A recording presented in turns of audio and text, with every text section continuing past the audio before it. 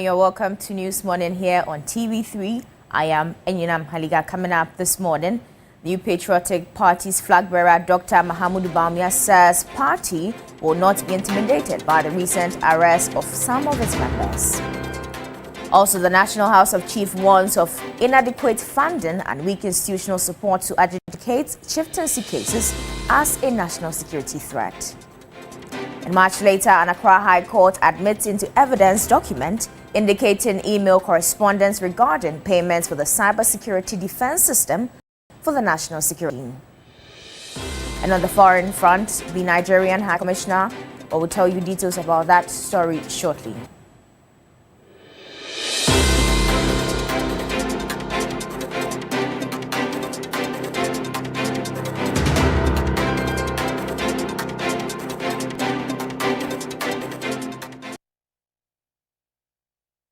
Thank you for joining us this morning. We'll start off on a political note as the flag bearer of the opposition New Patriotic Party, Dr. Mahamudu Bawumia, says the party will not be intimidated by the recent arrest of some of its members.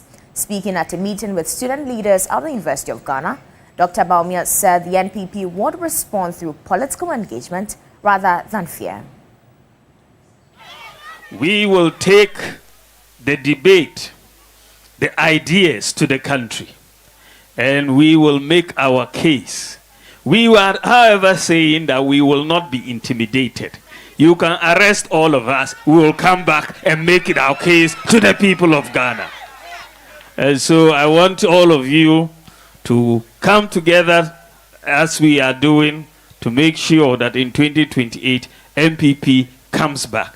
2028, inshallah. It is going to happen in 2028. It is possible. It is possible. It is possible. And we are going to work towards it. We are not going to sit down and say it will happen, but we are going to work. And that is why we are beginning the work early. And the training is to make sure that when we are in government, you will be able to occupy key leadership positions in this country. And that is where we are going to. The youth will take over the key positions as we move forward in this country. Now, still on politics, the recent arrest and detention of persons linked to the NPP have the opposition party alarmed over the state of free speech in the country. The NPP's flag bearer, Dr. Mahamudu Bawumia, is concerned the government is stifling dissenting and undermining democratic principles, but commentators and analysts have viewed and expressed their views on this matter. My colleague Christian Yali examines in the concerns and has filed this report.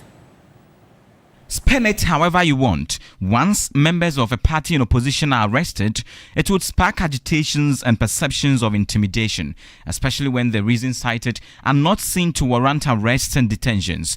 Ghana's democracy has come a long way and is envied, but the recent arrest of 2 NPP members have fueled what is observed as a threat against dissent.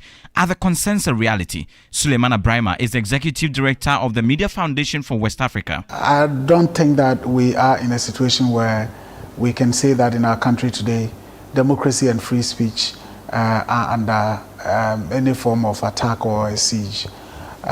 What I would admit, though, is that, as I said earlier, there have been times where our security agencies have been quite overzealous. I don't know whether sometimes it's about acting to please anyone. Inasmuch as political commentators and citizens have the right to speech, the same has limitations. But NPP flag bearer Dr. Bawumia says the NDC's conduct since assuming office points to one direction, what he describes as unholy collaborations to silence NPP members. Executive Director of the Media Foundation for West Africa, Suleiman Abrahima, says sometimes the conduct of security agencies leaves room for genuine concerns. Yes, the concerns about the abuse of the freedoms sometimes, I think, are legitimate. And so are the concerns about sometimes how our security agencies also attend to these challenges.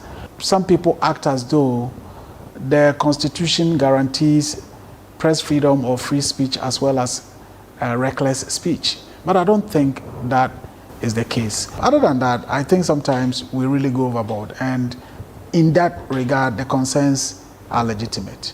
The NDC has responded and said individuals are not being targeted for speaking their minds, but rather for comment that threaten stability and breach laws. Some have blamed the excessive politicization of issues, but what could be the way forward in all this? We've gotten to a point where I think people must begin to attach importance to what our leaders do and say. And especially those of us also in the media have a responsibility, first of all, to be ethical and to be decorous in what we say, and to condemn persons who just would sit somewhere and lie about others. Then I think that our security agencies too must assert their independence. Now, away from politics now, the Accra High Court has admitted into evidence documenting and indicating email correspondence regarding payments for the cybersecurity defense system for the national security. Lawyers for the former National Signals Bureau Director, Kwabena Edouard, sought to establish that contrary to allegations of theft, their clients issued a request from the BNC Communications bank accounts for payments to be made. Lord Idwasare reports. During cross-examination of the third prosecution witness, Mildred Donko, lead counsel for Kwabena Edouard, asked the witness about the instructions pertaining the transfer request for payment of the cybersecurity defense software. Mildred told the court that Israeli company ISC International Holdings was the beneficiary of the transfer request for payment, adding that over $1.7 million was transferred from the BNC Communications Bureau account. However, when asked whether she knew about the CD equivalent of the money, which translated to over 9.5 million Ghana cedis, the prosecution witness noted that she was unaware of the conversion rates.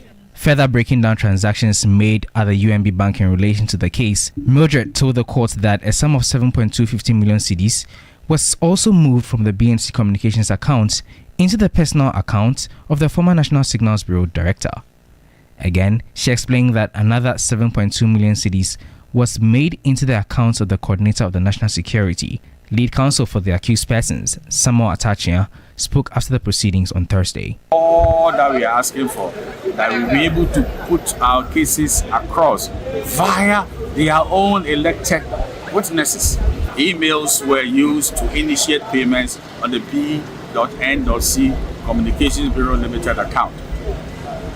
And if that is so, the witness admitting that those transfers will show in the account, and for some reason we don't understand, the very document which will give the root evidence that the monies exited the account has been rejected by the court. So I'm sure your mind is working. It's contradictory in terms from our perspective. The case has been adjourned to May 20 for continuation of the cross-examination of the prosecution's third witness. Lord Idwasare, TV3 News, Accra. Now, away from that, the National House of Chiefs has warned that inadequate funding and weak institutional support for the judicial committees handling chieftaincy cases are threatening national security. At an engagement with members of the Parliamentary Select Committee on Chieftaincy, Culture and Religious Affairs, the traditional leaders called for urgent reforms and stronger government commitment to chieftaincy institution. Several conflicts in Ghana have been linked to chieftaincy and land disputes. The National House of Chiefs, however, says the judicial committees responsible for resolving such disputes lack the resources needed to function effectively. I'm sure as members of parliament you are fully aware that about 70% of the conflict cases in Ghana relate to chieftaincy and some to land. And we have judicial committees at the National House and at the regional houses.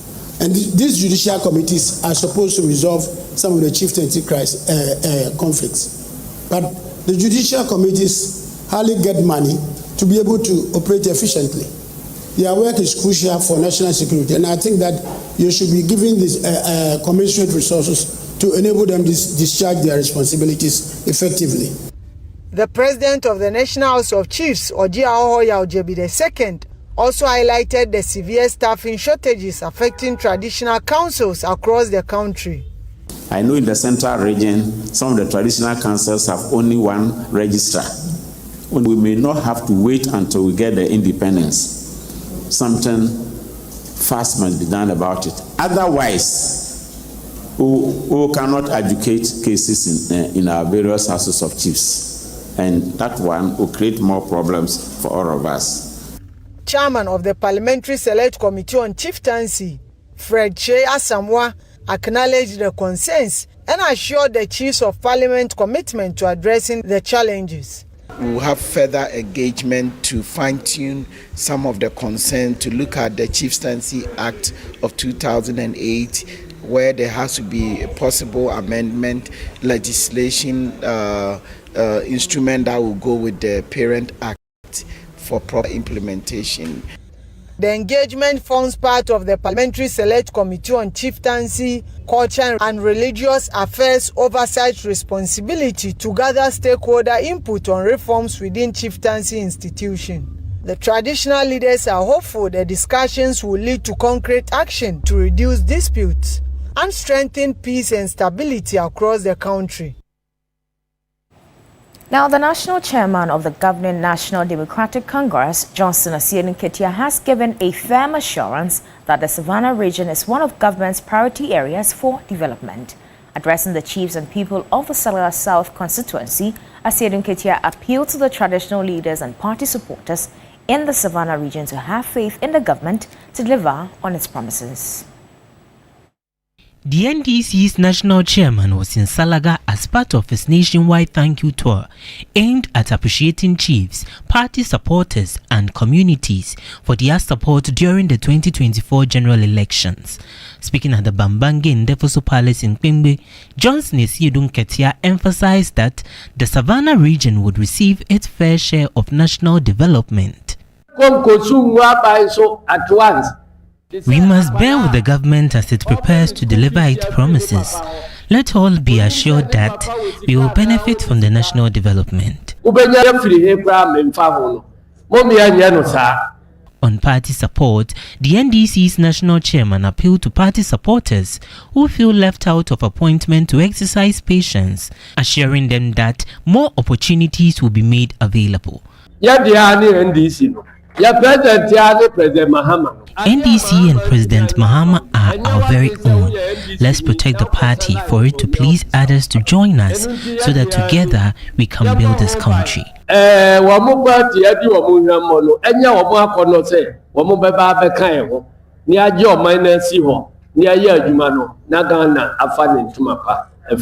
The paramount chief of the Kwembe traditional area, Kwembe Rura Bambange Ndefoso IV, appealed to the NDC chairman to ensure the completion of the 60-bed capacity Salaga Hospital, which has been abandoned for over 4 years.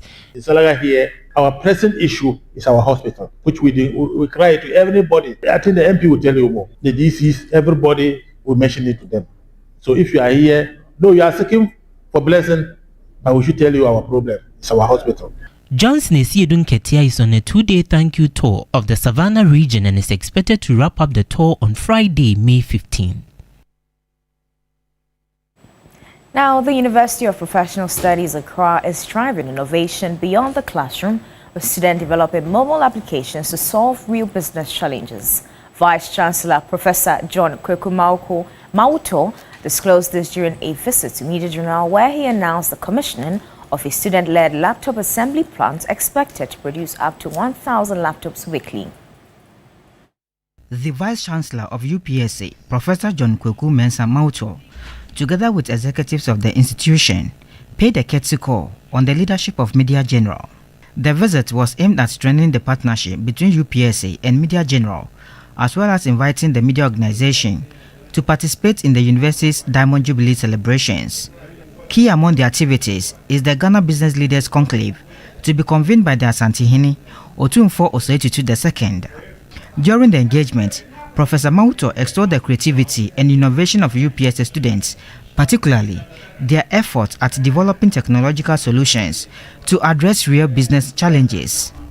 In the coming days, we are going to flood this country with a lot of mobile apps, and what our students have done, the undergraduate students have done in recent time, is to pick the research of other disciplines, translate them into digital apps, which will be ready.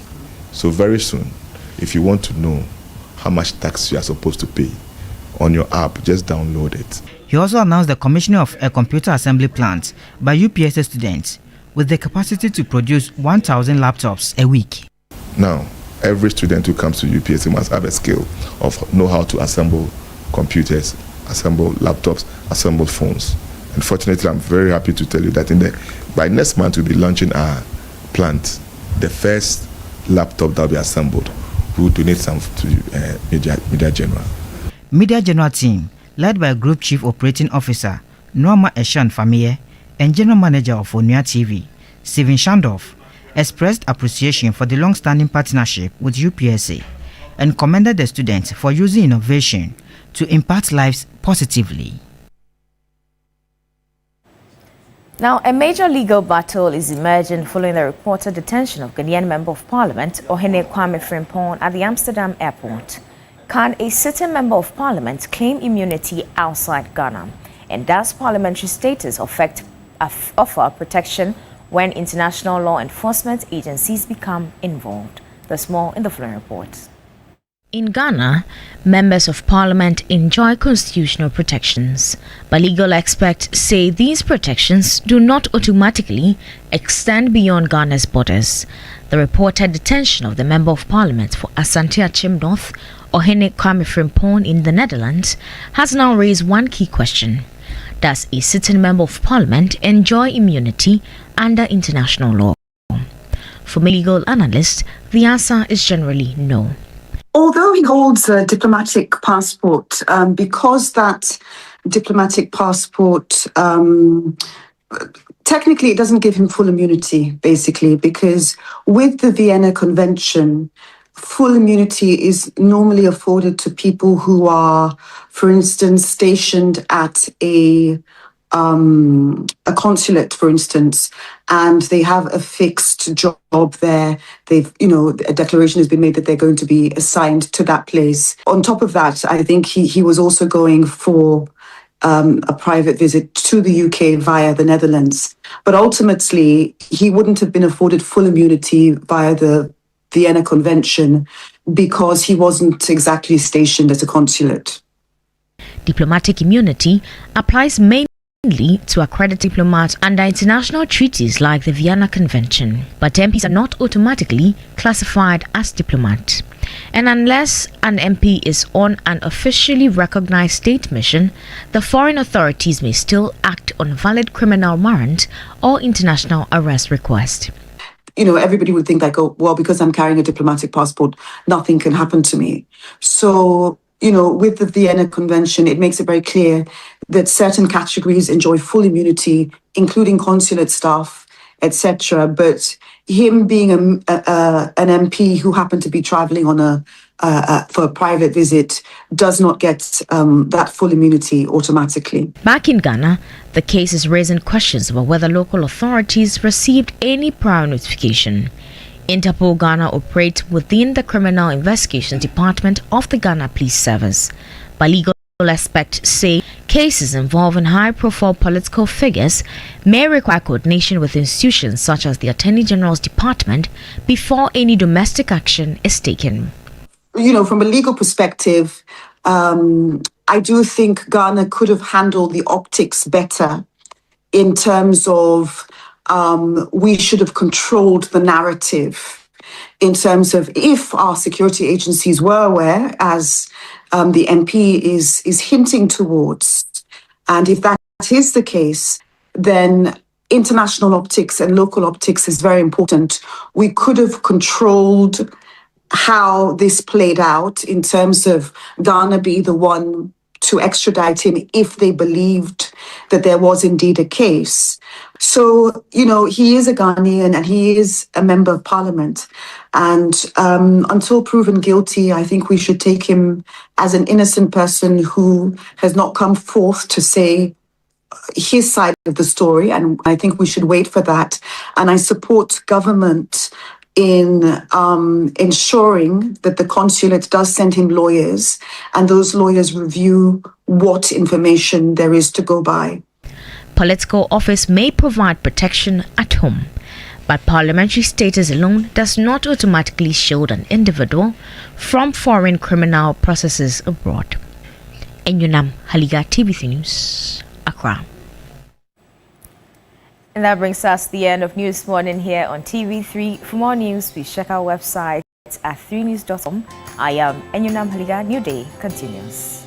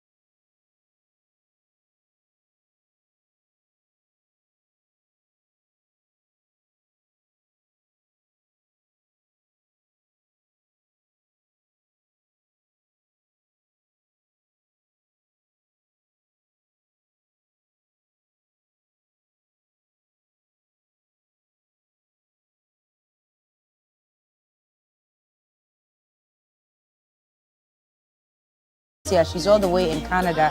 It's her birthday tomorrow. It's going to be a very special one. But a very good morning to all of you who have joined us on TV3 Newday this morning. How was your ride to work? Fortunately, I just got here when it started raining. Oh, you're kidding? Yes, it wasn't raining. So that means that it started raining around these areas very late, because where I live, it started around 3 a.m. Oh, no, it didn't rain at my end. Oh, wow. Nothing at all? No, not at all. Nothing? Not at all, not at all. God is so wonderful. Because I was walking up and down on the compound a bit before I even... You're kidding? Yes. Because it's been very, very, very heavy. Parts of the Spintex Road are already flooded.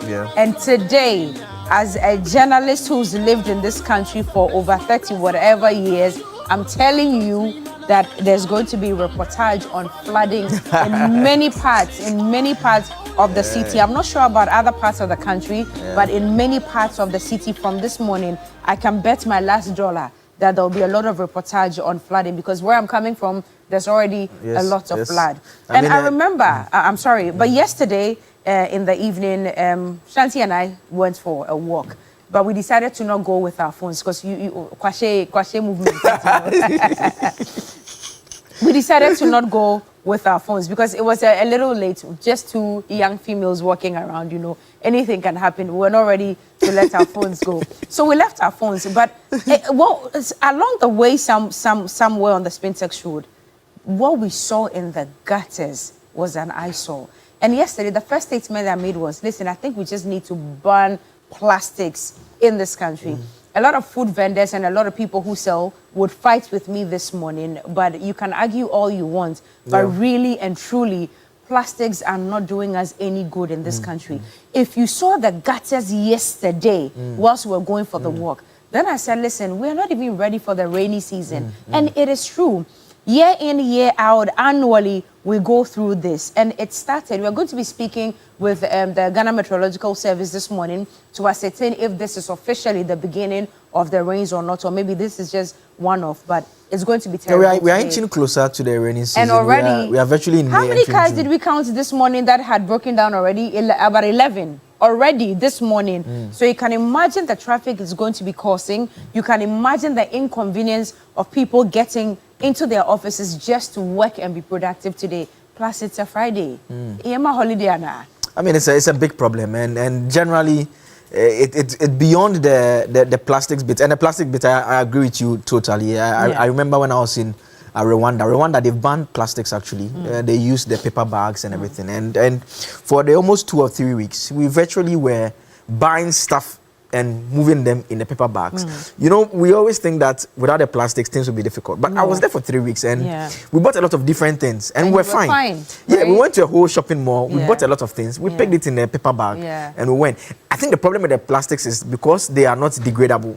Virtually, wherever you drop it, it just stays there as long as long as whoever dropped it is alive and beyond, it will still be there. So it's a part of the conversation that we need to have. We also need to have a conversation also about the open drain situation as well. We do. I mean, why do we necessarily have to have open drains? I mean, that is another entire conversation that we can also have, because sometimes the running water just pushes sand even into it. So beyond the plastics that are filling it up, the sand is also another whole matter. And so the drainage system in Accra particularly is something that we have to seriously consider and think about and find ways of dealing with it once and for all. We need to.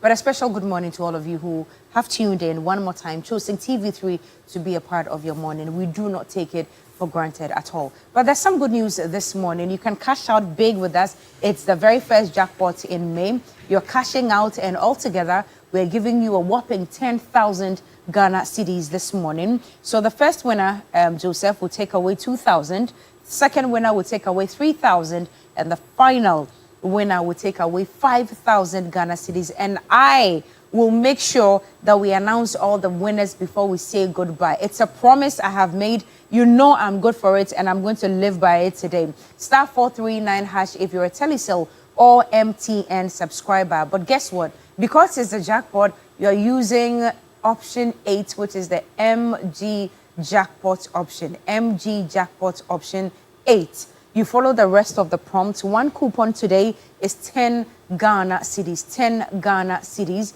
Please play as many times as possible, because that's the only way you can increase your chance of winning and winning big with us this morning. Please start playing now. Star 439 hash. First winner, 2,000. Second winner, 3,000 Ghana cedis. And the last and final winner will take away 5,000 Ghana cedis. So please start playing now. Joseph, maybe sometime during the big issue, I know sometimes you forget, so I'll give you a nudge. If the numbers seem encouraging, I'll give you a nudge to reward. Yes. I forget to always. You have to. You always forget. You always always forget. So somewhere along the big issue, maybe when you're about to switch to the second topic, I'll give you a nudge. But we'll look at the dashboard. If it's encouraging, then yes, of course, we'll dish out the first amount, which is 2,000. But I know my people; they will play this morning. It's when we're coming in the car. I don't know about you, but it felt like sa anopana unya watching meko ayedi wa habai muno. That's you know when Enyonam was reading the news, that's exactly what I was telling her. Are you serious? I was telling her that Charlie, some hot wachi with pepper crowd will not be bad crowd. Charlie. Now what vendors, will they be able to come and sell this money because of the flooding and the rains? I'm sure they would be able to. No, if Faja doesn't come, there will be problems. There will be problems, right? So this morning, listen, you should probably call in and give a shout out to the wachi vendor in your corner, but Anopa way deal. No, but on a more serious note, the way it was raining right now, like if the water seller, if they don't show up, it will be a problem. No, if they show up, they've done very well. No, and it was really raining. Like when I go here, it was they really are very raining. dedicated to what they do. We actually saw one van. They normally pack the food in those vans. We saw just one van right here at the Flagstaff House trying to convey itself to wherever it is that they sell the food. And see, all wache sellers this morning, special good morning to you. I hope the shito is extra hot this morning. How do you like your wache though? You like it with plantain? Well, I don't mind, but normally, because I don't trust some of the leaves and the ingredients. Charlie, don't give me talia. I don't like talia. Bad experience. What so once the wele is on top and the fine. Meat and the fish. I'm not and the quite stew. a wele person. The pepper, no, Charlie. My stomach is that about. Me too. Depending on the time of day. Don't give me my a lot stomach of is pepper. that about. Me, so if it's this morning, you just have to give me like a pinch of the shito. Just give me the stew or I'll use my own shito. I hardly would take shito from outside, so I'll use my own shito because my tummy is extra sensitive. Shout out to all the wache sellers this morning, all the Auntie Memunes, all the Hajia, all the Mewaches everywhere, Nima, Accra, Newtown, Medina, Alajo, wherever you are. Dansuman. There's some good waches. Fantastic wache, Dansuman. Oh, wow. Dansuman. Good stuff. Anyway, let's get into it this morning. Early on this week, in their latest edition, I'm talking about Africa Education Watch, led by Kofi Asare, brought a communique, or their latest report that indicated that about 72,000 of our basic education students who have passed, of course, and have to now migrate to the SS system may not get entrance into the system. We had a conversation with him, and he cited a lot of reasons why they won't be able to. You remember we had the double track system, and in recent times we've done everything, especially the education ministry, they've done everything to scrap the double track system, so we go back to the old system that we used to have. And all these discrepancies have caused a huge gap, in the educational system, especially for the BEC students who are now wanting to go into SSC. And he mentioned that about 72,000 of them may not be able to be accommodated into our institutions. But GES has issued a communique and saying that that's not exactly right, but whatever it is that they will do to absorb all these 72,000 students, they would do it.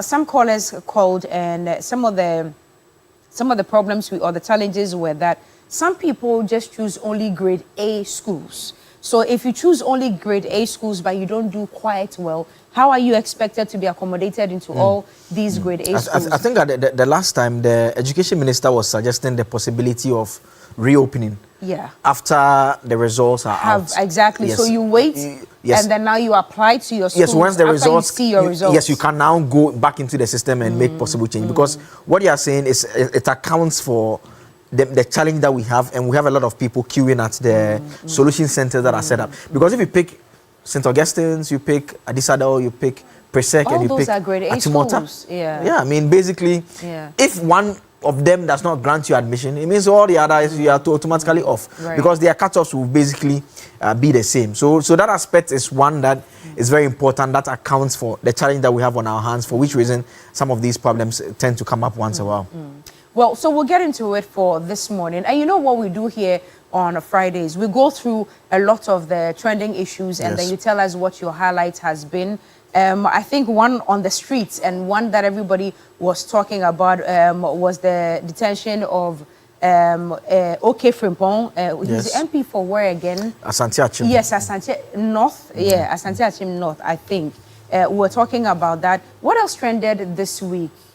I think there were the conversations surrounding the president having a cabinet meeting about the constitutional review. That also came up quite strongly this week. But I will still think the OK Frimpong issue has been one that has been up. What do you say to one element, you know, of the review that says that we should now reduce the age of a person who qualifies to be president from 40 to 30? Yesterday, I was listening to Professor Asasari, and he said, no way. Looking at our educational system and then our employment system in this country, if you're asking somebody who's 30 to become president, with which experience is he? Yeah, you see, it's a very, and I mean, it's a very debatable topic, very debatable. I remember a couple of months back, we had the discussion on one of the Friday editions, and I was arguing with Mr. Jantua. We were having a conversation. I was making a point that you are saying that a person who is 18 years old can decide who becomes president. Okay. But that 18-year-old cannot be president. And the question I was asking was that, which is the most difficult decision? Having the ability to decide who. So that 30-year-old who is not qualified to be president, he along with a 40-year-old who is qualified to be president, they are all going to decide, one man, one vote.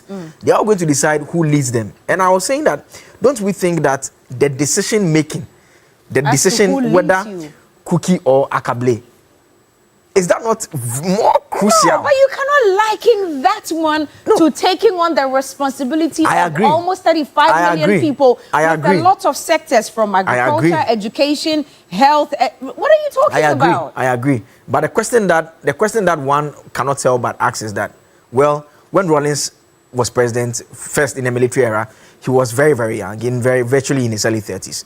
When he even became a democratic leader, at the very initially, it was towards his 40s. He was around 38, thereabouts. The point I'm making is that over the period, we've had very old presidents, like when Nana Danko Kufuor's father was president. We've had very young presidents in between. So the argument to be made that, well, the age has particularly not been a tremendous success. It has not. I mean, so there's no evidence that we can pinpoint and say that. And for what it's worth, I am just aloof. I'm not saying that we should come all the way down. I'm not saying we should go all the way up. But I'm simply saying that the question that we have to ask ourselves is, if we are allowing everyone, because the voting age used to be around 25 there, but we brought it down. 18. If we are allowing everyone to vote, everyone is deciding who is going to lead us. But that decision cannot be equated to you being president and taking care and controlling. You can trust the person to decide. I am a young person, so I am for young people, you know, coming into But you agree with the substantive point that age is not a determinant of the ability of a person to be successful as president. 100%. I mean, once we agree on that, 100%. then we can all have a discussion on what should be the minimum. Given the country we live in and what young people go through, I think that at 30, you truly have not gathered enough experience. I'm coming. Shadrach, you're not the one we are talking to. Listen, the guy, Joseph, your favorite musician, Blacko. Yeah, Blacko. How old is Blacko? He's 24. But that's music. I'm coming, no. But his intellect. Blacko's intellect. I wasn't even going to talk about his musical acumen or everything. So I'm saying that once we all agree that age does not determine the competence, then we can all agree that and have a discussion on, okay, at what point should we fix it? Right. Why 40? Like, I'm just curious, why 40? Okay. So it can be 30, it can be 55. Yes, I mean, because why 40? Because it is believed that life begins at 40. At 40, you've gathered enough experience. You know, you've gone through a few relationships, you've managed a few businesses, failed, risen again, trying new things and stuff like that. We are picking 60-year-olds, 70-year-olds, 65. They've managed businesses. They are top of their career. They come and the country is run down. I mean...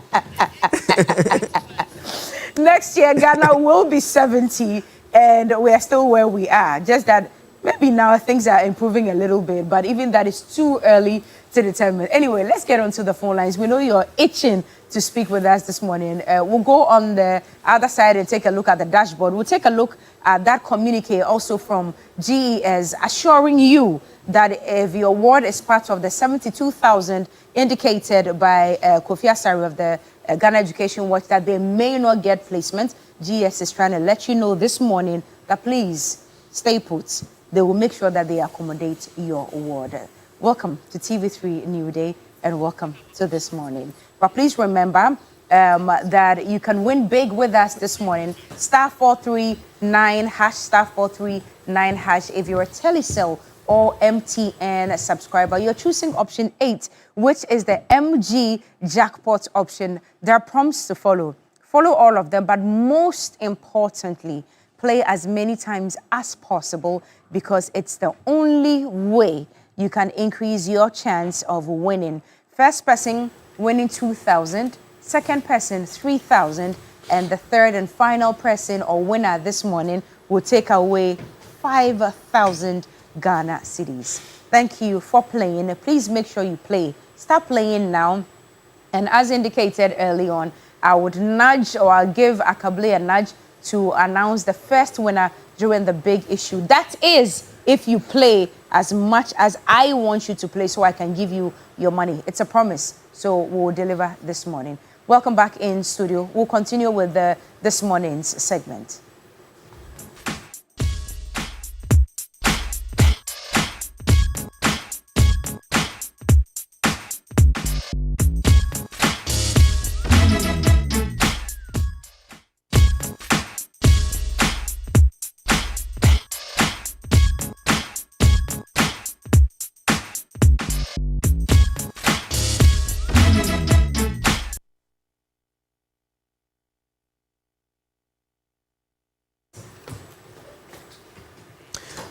So still live here on New Day. It's time for This Morning segment where you get to call in and share your views with us. We're going to walk you through that statement that has been issued by the Ghana Education Service explaining specifically what is being done with regards to the placements. The students have finished writing the exam.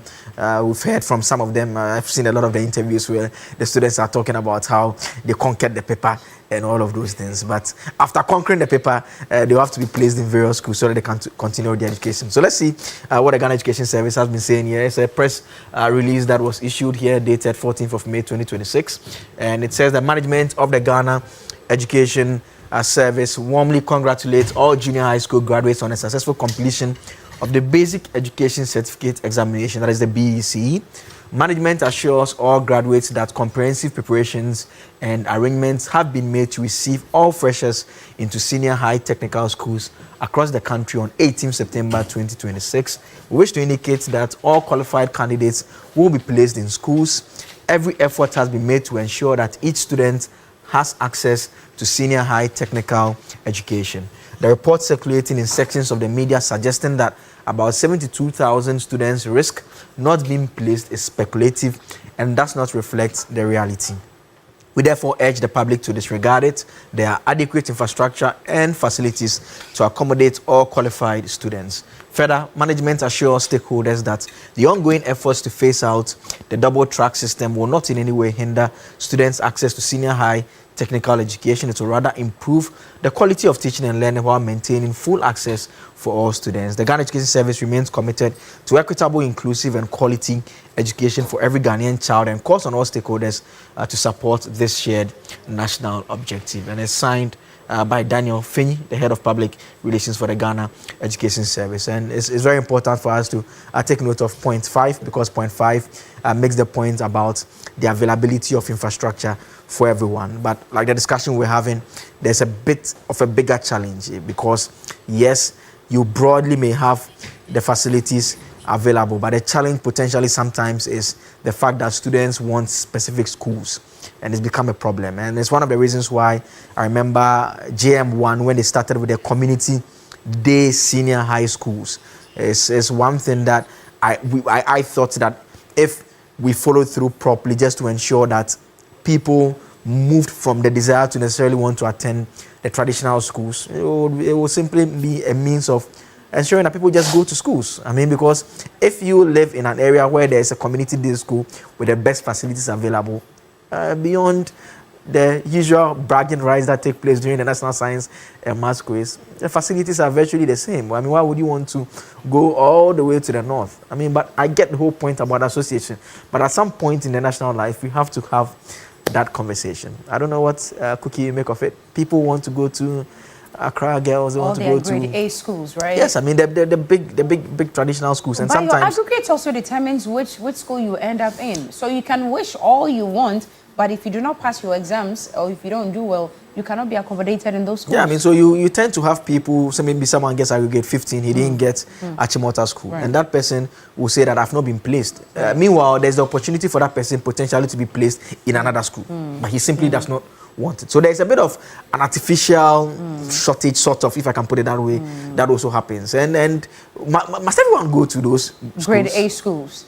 And sometimes life does not even pan out the way you want it to pan out. You can even go to a grade B school or grade C school, but you still turn out great. Yeah. Well, it all depends. Yes. Phone lines have been activated this morning. Kindly call us and let know what your response is to this communique by the Ghana Education Service indicating that all the 72,000 students whom have been reported early on that they may not get placements into SS institutions. Well, GS is telling you that they are doing their best to accommodate all of them. So please do not be anxious. Parents and guardians, do not be anxious. All of them will get placements into SS schools. Whilst we wait for you to call us, also remember that this morning you can cash out with us *439# if you're a Telecel or MTN subscriber. First winner is taking away 2,000 Ghana cedis. Second winner, 3,000 Ghana cedis. And the third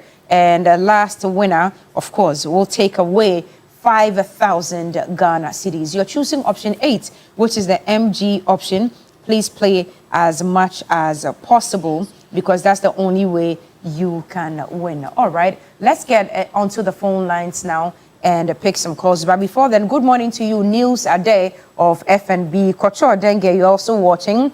Good morning to all of you. Hassan of Airtel Tigo, good morning to you. And Joe, part of the transport department here, good morning. Well, our first caller is on the line. Hello, good morning. Good morning, Cookie. I'm confused. Is this Alaji? Is this Mejina or this is Peter T? Oh, Alaji. Oh, because I didn't get so give me the password. You know the password. Say the password. Or give me the opening line. Alaji. How are you? I'm fine. That's the password. I'm fine. No, Alaji, that's the password.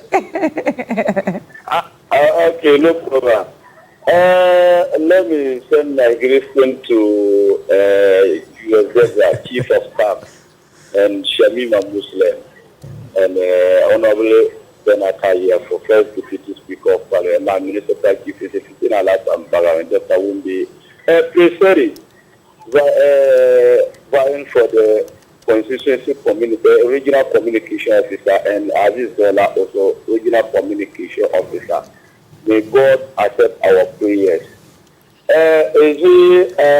Kukiti, Alaji.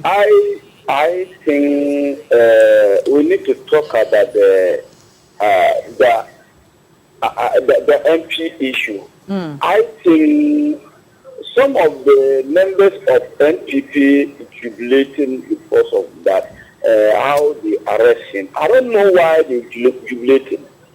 Because if somebody comes and win with this wild margin, it's win about 26,000 plus. 26,000 plus. And when this issue comes out, and NPP judges, they sit in the radio and write it in the social media and judge it, and you do this, you do this. What kind of life is that? So if anybody calls crime, look at the crime and this one, former finance minister, Farata forced into this country, and he ran away for the country. These people talk about the Farata run away for this country. But we need to investigate for that. Alaji, I'm wondering which of the issues we've discussed this morning you are addressing. I'm finding it a little difficult to understand. Alaji.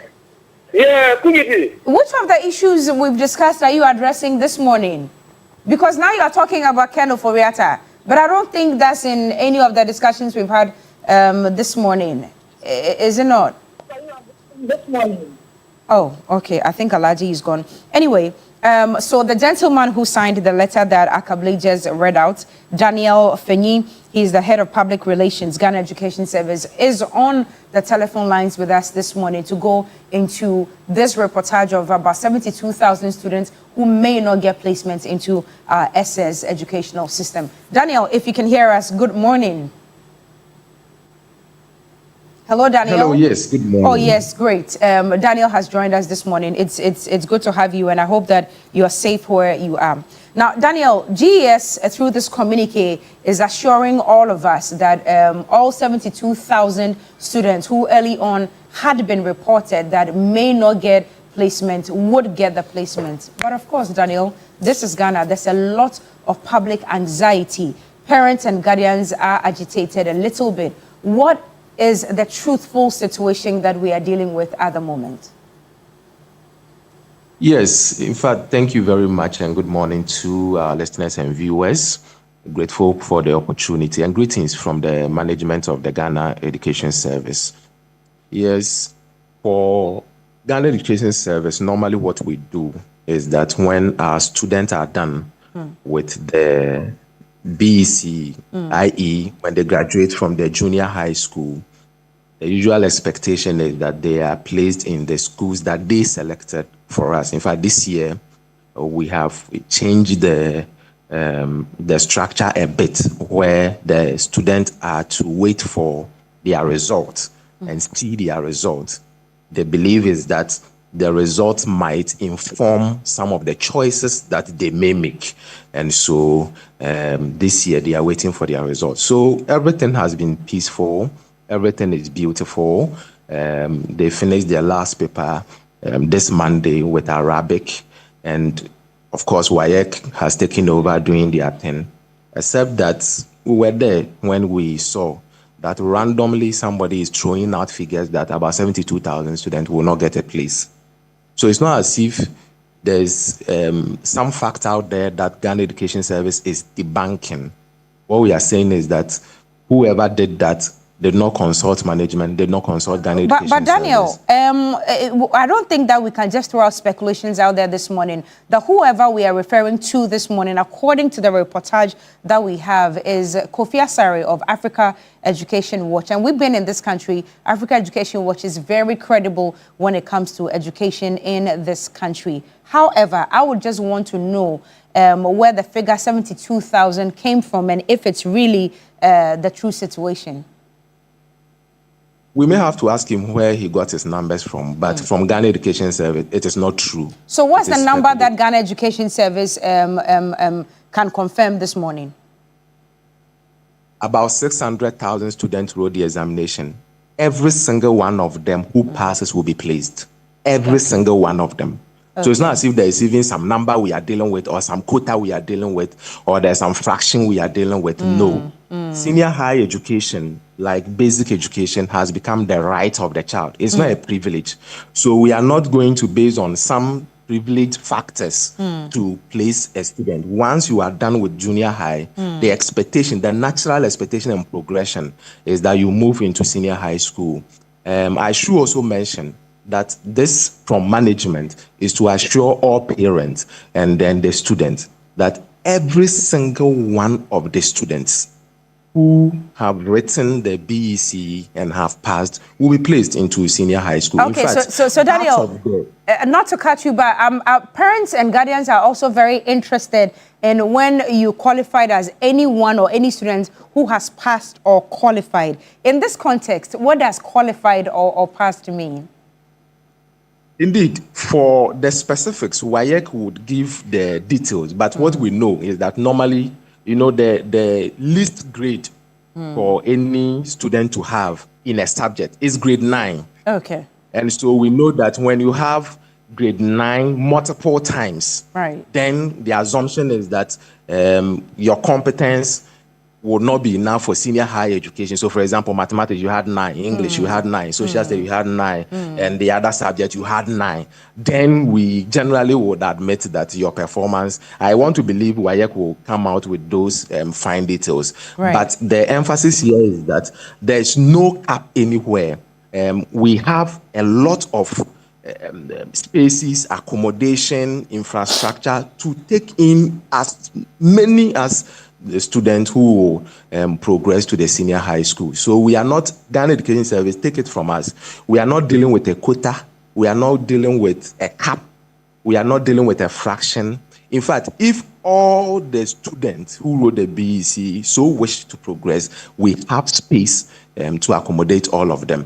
And so we would also appeal to our stakeholders. Of course, you mentioned civil society organization, African Education Watch, and the others, that anytime they want to put out these numbers, it is only ideal that they engage management. That management, this is what we think, or this is what we have observed or seen. What are the realities you are dealing with? What are the figures? And for us, you know, even before we do the postings, all the senior high school heads and then technical school heads declare their vacancies. So every school will tell us that I am Presec this year, give me 1,000.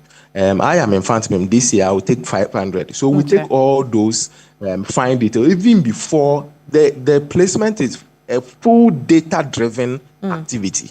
And so if we say that we have space for everyone, it means that we have already taken our data and we know that the spaces are sufficient enough to take every Ghanaian child. Yes, and so we are not dealing with some numbers, some fractions, some capping. We are not dealing with that at all. So that's the assurance. And Daniel, then also let me mention. Daniel, Joseph wants to come in, but before you continue with that point, because you mentioned spaces, let me just ask you this question. GS has told us, your establishment has told us that we are phasing out the double track system, and many parents and guardians are concerned that, are you sure, can you assure us that phasing out the double track system will not cause overcrowding in our schools as you are earnestly working, I beg your pardon, that everyone is accommodated? Indeed, the phasing out of the double track system is not rhetorical, it is practical. Okay. Practical in the sense that we have actually gone to the schools to engage the leaderships of the schools. That for you, and forgive me, I may be mentioning names, for you, Suedro School of Business, what would you need to move from double track back into single track? So we have actually collected those data, and that for now, as we talk, we know that for some schools, about 100 of them, they will only need some tables and chairs or desks to move to single track. There are some schools that will need 3 classroom blocks, others that will need 4 classroom blocks. And so all these information are with us. And for some of the schools, the intervention have already gone out. And so we are expecting that for some of them, even this year, they will move back into single track. So yes, I can assure you, just as the president mentioned, that by 2027, we should be able to phase out the double track system. Of course, for some of the schools, they may need huge investment, as in building whole structures to be able to accommodate. I should also indicate that there are some schools that are underpopulated as we talk. So could you believe that there are some schools that have less than 10 students currently because students will not want to go there. And so for those schools, we have engaged them, and we know that for some of them, invest in them, brand them well, and make them attractive enough for some of the students to want to go to those schools. In fact, it is part of the reasons that some grade C schools would receive some investment to be able to move to grade B, and some grade B schools would will receive some investment to move to grade A schools. So all these are there. And so for the underpopulated schools, all that we need to do is to make them a bit more attractive for students to go there. And they wouldn't even need any investment. They wouldn't need new structures. They wouldn't need any other thing. Just just for us as management to make sure we brand them well, we make sure that they become a bit more attractive, we make some investment in them, and they are good to go. And so for the spaces that are available, our students can be assured, graduates can be assured that they would have spaces. Let me mention also, in addition, that for the first years, what we call freshers, they will be reporting to school on the 18th of September. We felt that these dates should be out earlier so that parents who are preparing, between now and the time they would report, a lot of parents will be preparing, consulting, engaging, buying a few things here and there, even as they wait for the official prospectus to come out and all that. So we felt we should give them some ample time enough, give them the date so that they can work around it for their works. Okay, Daniel, and let's talk about technical and vocational schools. How much of our attention are we giving to these institutions? Because a lot of people are concerned with these technical and vocational schools as well. In fact, for technical education, I should mention that from last year, we saw a phenomenal interest in technical education. So it is a bit encouraging, even though some more work has to be done to make it a bit more appealing to the student. But I should say that there's a growing trend of interest in technical education generally in the country. And of course, for the technical institutions, a lot of them had patronage from the students. A lot of the students selected some of these technical institutions. And so what we will do is to, of course, as I mentioned, make them a bit more attractive. Beyond the fact that some of the students themselves may want to go to particular schools, I believe as a government and as an administration, we also have to be intentional about making some schools or some programs a bit more attractive for the student. And that's exactly. Okay. Daniel, maybe... Daniel, are you still with us? Yes, okay. I'm here. Maybe just before you go, let's talk about the element of protocol, as we call it in this country, or let's say manipulation or unfair placement. How is GES making sure that this year alone, we don't have challenges with protocol manipulation and unfair placement? Indeed, for last year, and forgive me for referring to that because that was the first of the placement exercise that we did. And so a lot of the lessons we are picking that will inform our actions this year would come from last year's experience and observations. Of course, the earlier years are also there to guide us. But our observation is that there were a lot of social media reports on protocol, some people paying some monies and all that. I personally, of course, as the head of public relations, reached out to some of them. You will be shocked to realize that a lot of those who made such comments, a lot of those who made such allegations would not reveal identities to you, not cooperate, would not help you to identify. They will just throw the information out there. We would not, as a management, debunk such claims. We are dealing with a human institution. You will find one or two bad nuts in the system who would want to manipulate desperate and vulnerable parents and students in the system. But we are appealing to parents, we are appealing to our stakeholders that if you find somebody, if somebody comes to you, pay money. See, the entire senior high education, the 3-year senior high education is free. Why would you have to pay money for just the placement?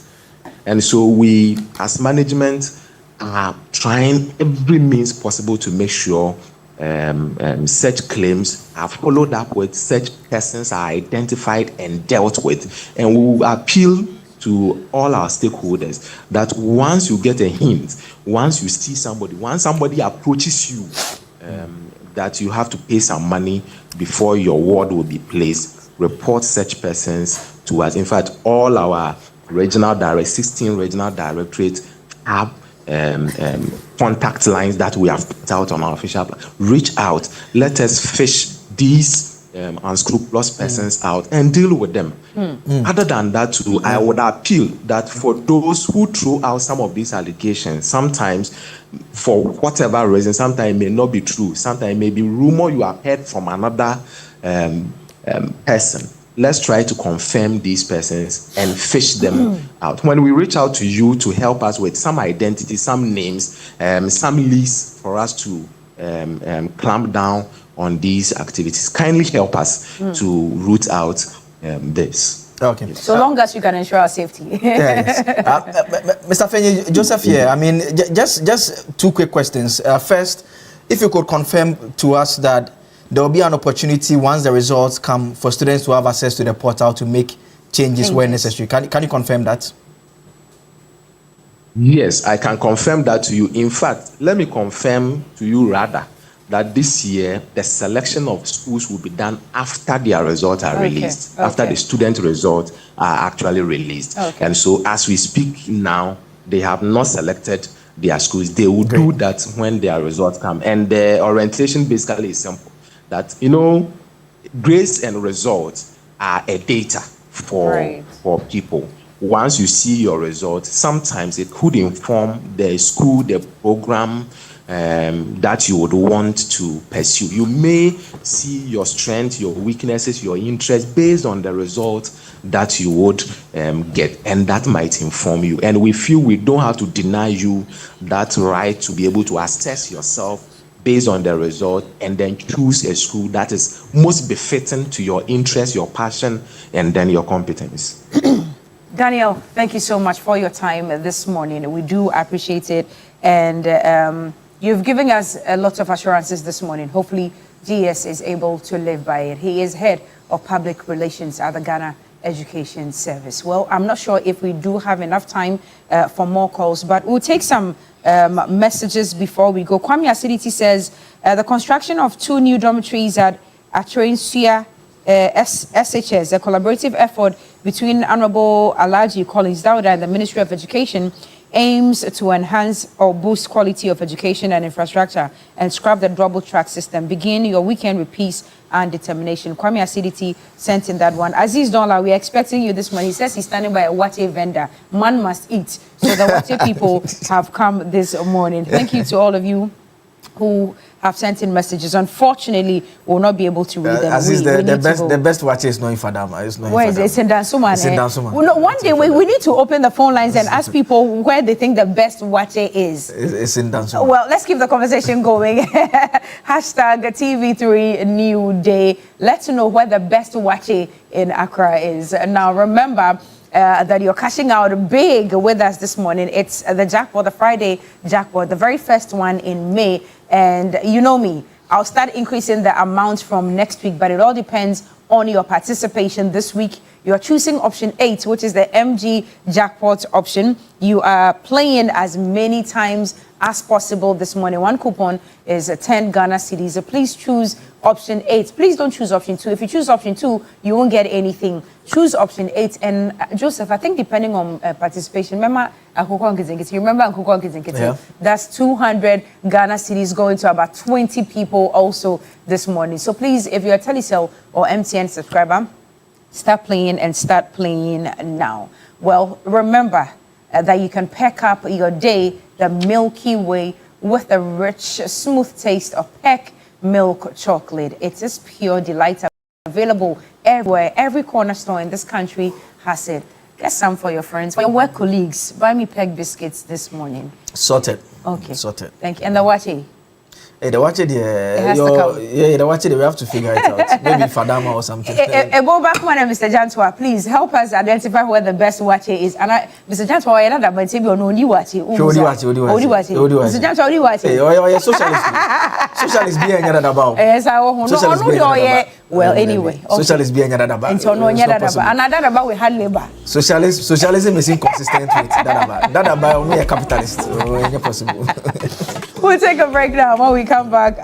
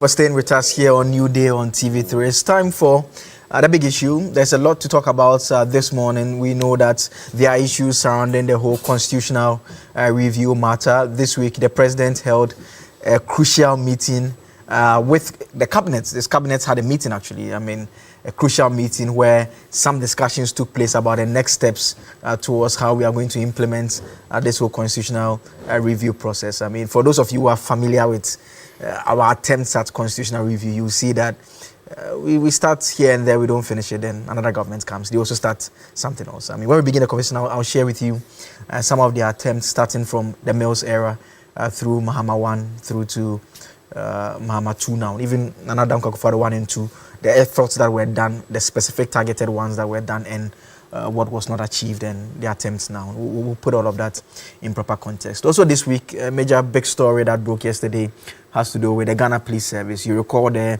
hashtag Occupy Julobi protest in which a number of individuals were arrested and manhandled by the police. There's a judgment coming from the High Court, 150,000 cedis awarded as damages. And I mean, a lot of you have been saying that, well, it's a paltry sum. I mean, I've heard some of you say that. I mean, a lawyer was telling me yesterday that it does appear that when the courts are awarding compensation in that manner, when it has to do with abuse of rights, you've also been seeing the stories about people who are wrongfully imprisoned for maybe 20, 35 years. Sometimes you look at the amount and the lawyer says compared to when judgment debts are awarded against the state. Well, those are business transactions, commercial transactions, the interest rate, all those things. But all those are concerns that have come up that would also want to delve into. But before we do all of that, there's a story that has come up quite strongly. The New Patriotic Party has been raising concerns about what they believe is an attempt by the state through the Ghana Police Service, the government for that matter, to stifle free speech. In fact, the flag bearer, Dr. Mahmoud Bawumia, the former vice president, actually issued a statement where he expressed concerns about what was taking place. Subsequently, he's been speaking publicly on the same matter once again. We'll start off and deal with that matter briefly. Let's take a listen to Dr. Mahmoud Bawumia, who has been speaking on the arrest of some pro-opposition activists and why he believes it's a matter of concern. We will take the debate, the ideas to the country, and we will make our case. We are, however, saying that we will not be intimidated. You can arrest all of us. We will come back and make it our case to the people of Ghana. And so I want all of you to come together as we are doing to make sure that in 2028, MPP comes back. 2028, inshallah, it is going to happen in 2028. It is possible. It is possible. It is possible. And we are going to work towards it. We are not going to sit down and say it will happen, but we are going to work. And that is why we are beginning the work early. And the training is to make sure that when we are in government, you will be able to occupy key leadership positions in this country. And that is where we are going to. The youth will take over the key positions as we move forward in this country. That's Dr. Mahmoud Bawumia, the New Patriotic Party's flag bearer for the next elections, the flag bearer for the previous elections as well, and former vice president speaking there. Let me introduce you to my guest in the studio, but before that, let me remind you once again that the cash out, we are still doing the jackpot today. We are giving out 5,000, then we'll give out another 5,000, but we'll split it into two, so 2,000 and 3,000. And so you dial star 439 hash, you select option 8, the MG jackpot, and proceed to participate. And like we always say, it's a numbers game. The person who has the mouse and does the clicking does it randomly. So if your number is in multiple times, it just increases your odds probability, like we all taught in primary school. So just increase your odds, more tickets, participate, and increase the likelihood of you winning. My guest in the studio this morning, Awal Mohammed, is with the New Patriotic Party. Good morning. Thank you so much for joining us, Awal. Thank you so much for the opportunity. Also joining us in the studio, Ebo Bakman. Ebo Bakman is a big fan of the title-winning Barcelona, the best team on earth aside from Kumasi Asante Kotoko. Good morning, Ebu. Ebu is Deputy Communications Director for United Party. Thank you for joining us. If you indulge me, I would want to commend Ghana Police for something that I saw last week. Last week, after the program, I went to police headquarters to present a petition, and I like the way the professionalism they showed. I really commend the IGP and particularly the Director General of CID. The kind of men and women there and the kind of reception they give to people, not me alone. And I think it is commendable. Okay. So this morning, I think they should continue to do what is good for the country. Kwame Jantwa is also with us in the studio. Whether he's Dadaba or not, I don't know. I had said that socialists cannot be Dadaba, but I don't know whether he agrees. Mr. Jantwa is a legal practitioner, a member of the Convention People's Party, energy analyst. Senior, good morning. Thank you for joining us. Good morning. How do you define Dadaba? Oh, Dadaba is Dadaba. Oh, how do you define it? That's in the definition. We all know what Dadaba is. I don't know what it is. How is it defined? Okay, so if you don't know, then you are not. Because if you were, you will know. Also joining us in the studio, as always, on the Friday. I'm not. I'm not Dadaba, no. Are you a socialist? I'm not a socialist. From your definition. That socialist cannot be Dadaba. Also joining us in the studio, as always, Abraham Amaliba. Abraham Amaliba is Director General National Road Safety Authority, a legal practitioner, a member of the National Democratic Congress as well. Senior, good morning. Thank you for joining us. Good morning to you. This week has not been so good for me. I'm not too well, but I'm here. The Dadaba thing, you see, everybody was once a Dadaba. Once your father likes you, it doesn't matter. That's your Dadabi. Monkey no fine, but your mother like him. So we are all Dadabis in our own small way. And so I think that don't fixate yourself with his status. His status, yes, in comparison, some are bigger than others.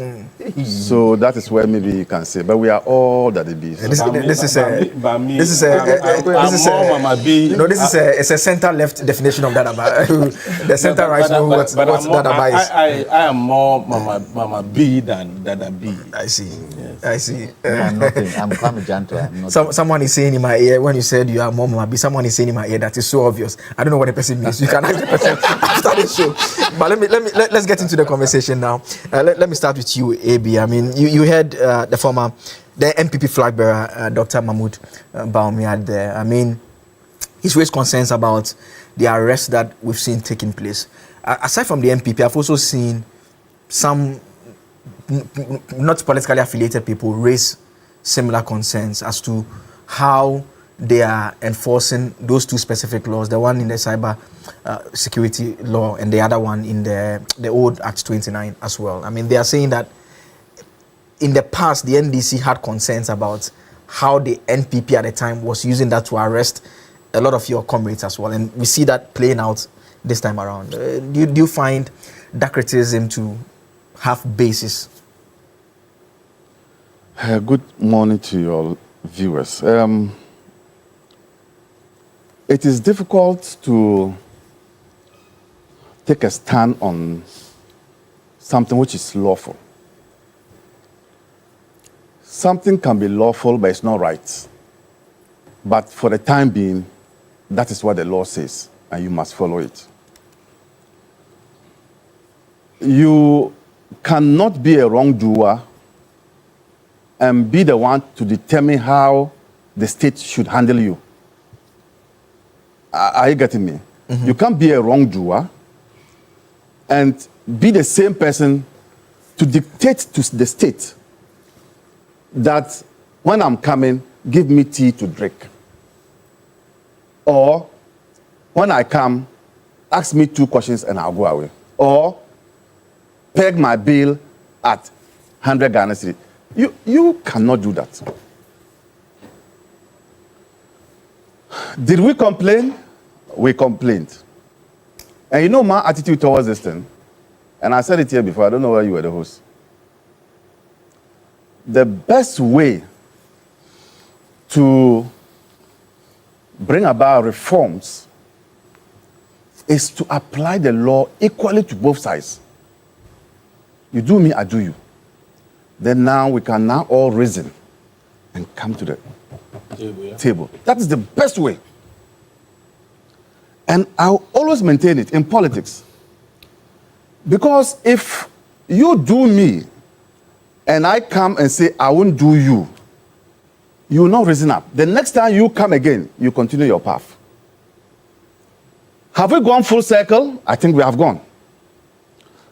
Is it time for us to all sit down as politicians and say that, look, we are the ones that are suffering. Can we slow down? Time has come. But to be a wrongdoer, and when time has come, I mean, now you can now reform the law. But to be a wrongdoer as it is now, apartheid was lawful. You know that. But we complained. All the things you are talking about, the Cybersecurity Act, they are part of our laws. They have not been repealed. So it is sad that the flag bearer is not talking about trying to look at the law dispassionately, because it is a law that is holding his people, but think that it is a government that is behind the use of the law. The next question to ask him is, was he also behind the law when the NDC was complaining? Was he also behind the law? So we need to all come to one point and say that, look, can we sit down, relook at these laws and see?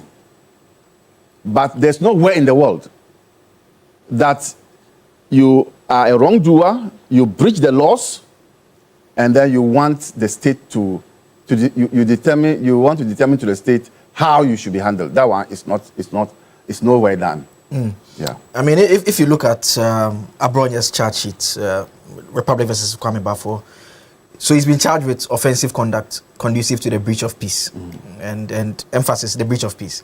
And the particulars, we are told that he said, you are not a judge, but rather a politician, and you have covered your hair with a sack and claim you were a judge. Is that palatable language to use on a judge? And I'm asking, did he say this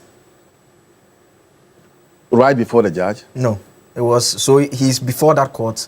Then when he eventually got out, when he got a bail eventually, then he made those comments about the judge. Knowing that you go back to the judge because the matter has not ended. The judge is a human being. So definitely you get to the wrong side of the judge. And the judge has powers to even hold you for contempt.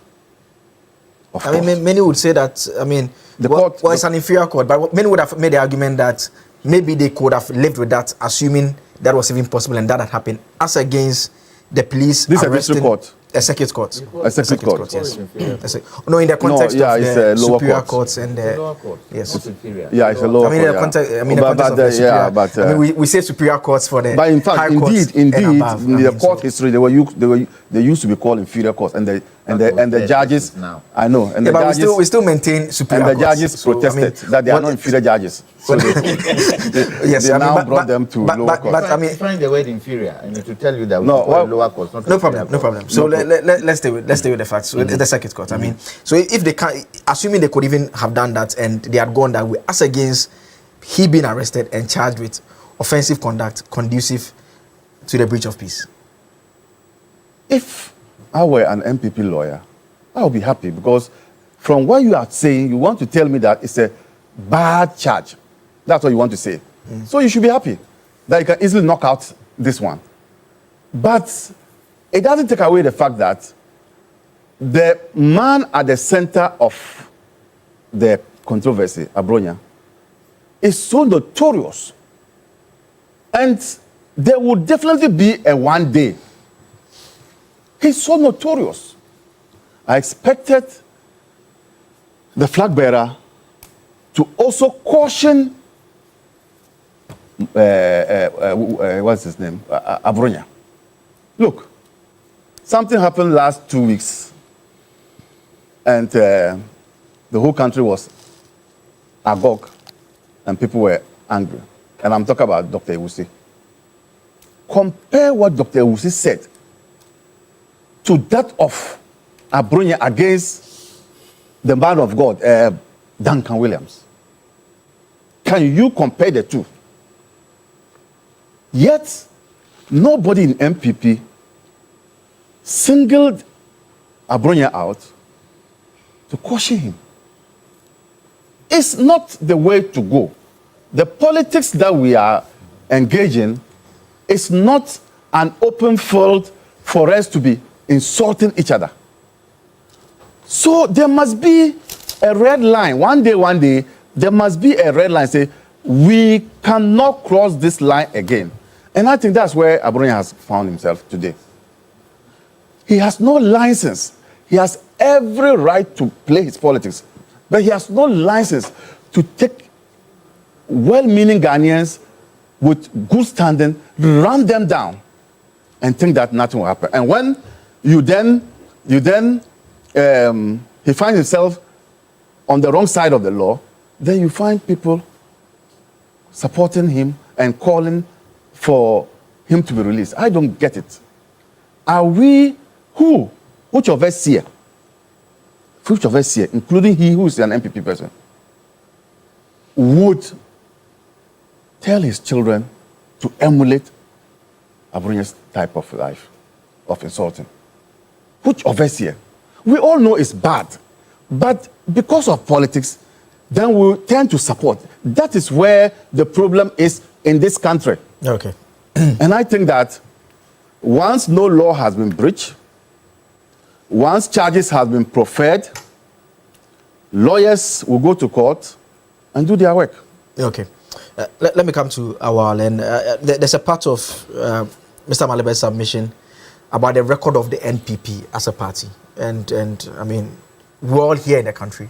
We can go through the list. The NPP as a government arrested people all over the place. In fact, even protest, people were picked up. Lawyers who had showed up, were just banded all over the place. I mean, there are those who say that the vice president, the former vice president, was chairing the police council at the time that some of these arrests took place. In fact, just yesterday, the judgment that came out from the High Court, at the time that incident took place, he was chairing the police council. They never heard him say anything or do anything about it. The matter had to go to court, people litigated it. They will say that you don't have the moral authority to be making some of these comments that the party is making.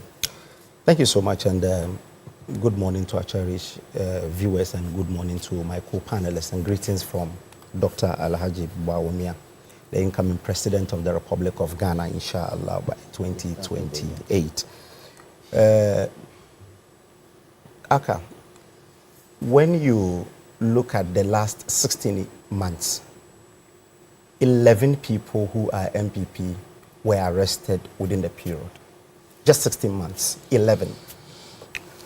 And all the 11, there's no single case that is currently being pursued by the state in court except the Abronya case. So, and again, if you compare to what happened at time, yes, there were some arrests, there were some excesses and so on. But looking at what people said then, the offenses then, compared to what people do today, and they are arrested, you could tell that indeed this government is in to really silence us. Look at the first one. The first person to be arrested was Adenta Kumi. Adenta Kumi went on TV and said he has seen the Attorney General together with some judges at a restaurant. He petitioned the president that indeed the president should investigate those judges. He was arrested after the arrest, the video came out and the police did not pursue the case again. There was a video. The thing that he said, there was a video that came out. Who saw it? He saw it. It was public. So the police did not pursue the case beyond the day that they arrested him. Abronye does not have any history of being convicted for any of these offenses. So when you say he's notorious, it's only your worst. I mean, the notoriety is in. Stop twisting the facts. Who talked about conviction? Amala, please hold on. Didn't I say the way he talks? Well, I mean, the notoriety is with regards to the comments that he makes. And it is coming from someone like Amaliba who benefited from what Kelvin Taylor did in this country. Kelvin Taylor scandalized the court. He was even sentenced in absentia. He was put on stop list. He came to Kotoka International Airport, passed through VVIP, went to sleep allegedly in the house of the vice president. Went to court the following day. Those are that's what I said allegedly. I mean, that doesn't mean that he was not stopped at airport because the ruling was in effect at the time he got here. I mean, just to be clear on the facts, there was a warrant that was issued for his arrest. Yes, and so it was not a conviction. Okay, so a warrant for his arrest. Yes, he came to this country, passed through VVIP, launched, get to the court the following day, and it was overturned. This is someone who has insulted everyone in this country, everyone, because of the NDC. But the man is your. And you're comparing him to Abronye. What has Abronye done? The man is your party member. So you are breeding people like that, and you are now turning around he be to say that me when I was quiet when he was speaking. Please But the man is lying. Please hold on. Yeah, go ahead. You understand? Yes. So you see, when you check the number of people who have been arrested now, and the kind of onerous bail conditions that were given compared to the past, there are people who were arrested within a day they were given a bail. Look at Fanti Comedy. They spent 5 days in police custody, not anywhere. In police custody for 5 days. On the show, when the lady in London made those unsavory comments, he apologized, and the video is there. But he was arrested. He spent 5 days. Sir Obama posted pictures. He was arrested. They went to his house and ransacked the house and arrested him. Today, the police is not even interested in the case anymore. Look at what the gentleman posted. Some toys. The Aguna West organizer. He said Lumso was back. Just that, with a picture of president. If we go back to check the pictures and the videos that were posted by Yaira Koku, who is now CEO for NIA, Jifagunu, CEO for Accra Digital Center and so on. They posted more pictures depicting president as LGBTQ agent, depicting Dr. Bawumia as someone who eats pork and so on. But they were not arrested. They were never arrested for posting anything on Facebook. The only person I remember at the time who was arrested for posting on Facebook was Vomao. And even today, if I write that, I will be arrested. Because he was calling for a coup d'etat. Even today, if I write that, I will be arrested. And there are consequences to that. So you see, what Dr. Bawumia is essentially saying is that, looking at the number of people who have been arrested, about 11 people. And interestingly, they are sent to 2 courts, just 2 courts. When Bama Amandu was picked up from Sunyani, he was sent to Adenta Court. Achemkwa of Wuntumi TV, when he was arrested, he was also sent to Court 9. Why is it that all the time you have only 2 courts? That if they arrest our people, they send them there. Achemkwa was really sent to that court and was remanded for 2 weeks. Almost all our guys who were arrested and it ended up in court. It is only Adenta Court and that and Court 9. Why is that so?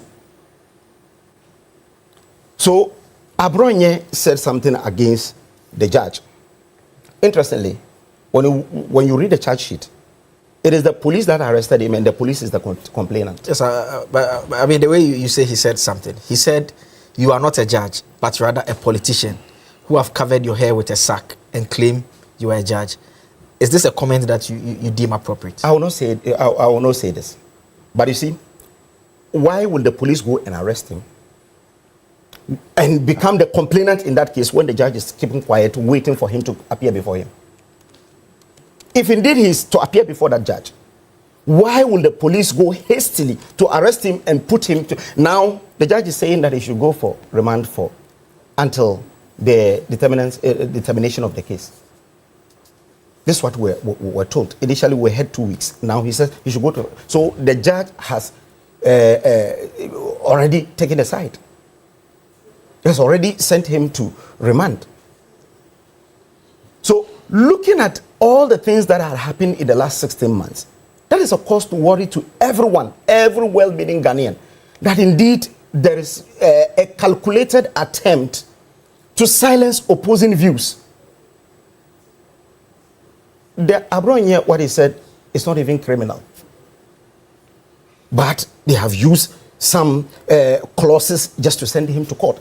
Today, they did the same with almost all those who they had arrested. And nothing had happened. Look at the bail conditions that they give to our people. Just for free speech. Bail conditions. You arrest the person. We're thinking that if I say anything defamatory against you, you don't arrest me with the police. You only have to go for a civil case and sue me for damages. And this had happened over time. But look at what is happening to us. And there are some judges, because you see, everything points to the fact that we can only speculate when we see what happens within this country. Look, the president in 2023 met NDC lawyers, which Amaliba was part of them, and told them that he will populate, they should prepare to be appointed as judges in this country. Today, the president has appointed close to 100 judges.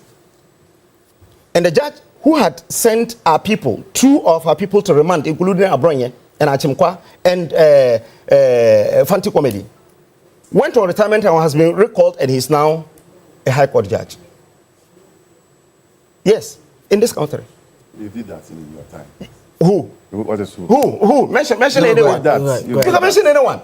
I'm saying that judge who did all this, remanded our people, that judge who sat to say that we are not equal before the law, who used Idi Amin to make his ruling, has been recalled by President Mahama and has been is now serving at the High Court. How can that judge ensure that if I go there, I get a free trial?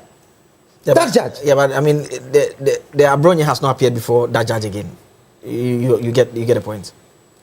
The judge went on retirement. Yeah, yes, but I'm saying that. But he has been recalled and he's now at the High Court. Yeah, and I'm saying that there is, from all indications, I can safely say that if I'm an MPP, I will be afraid to even go to his court.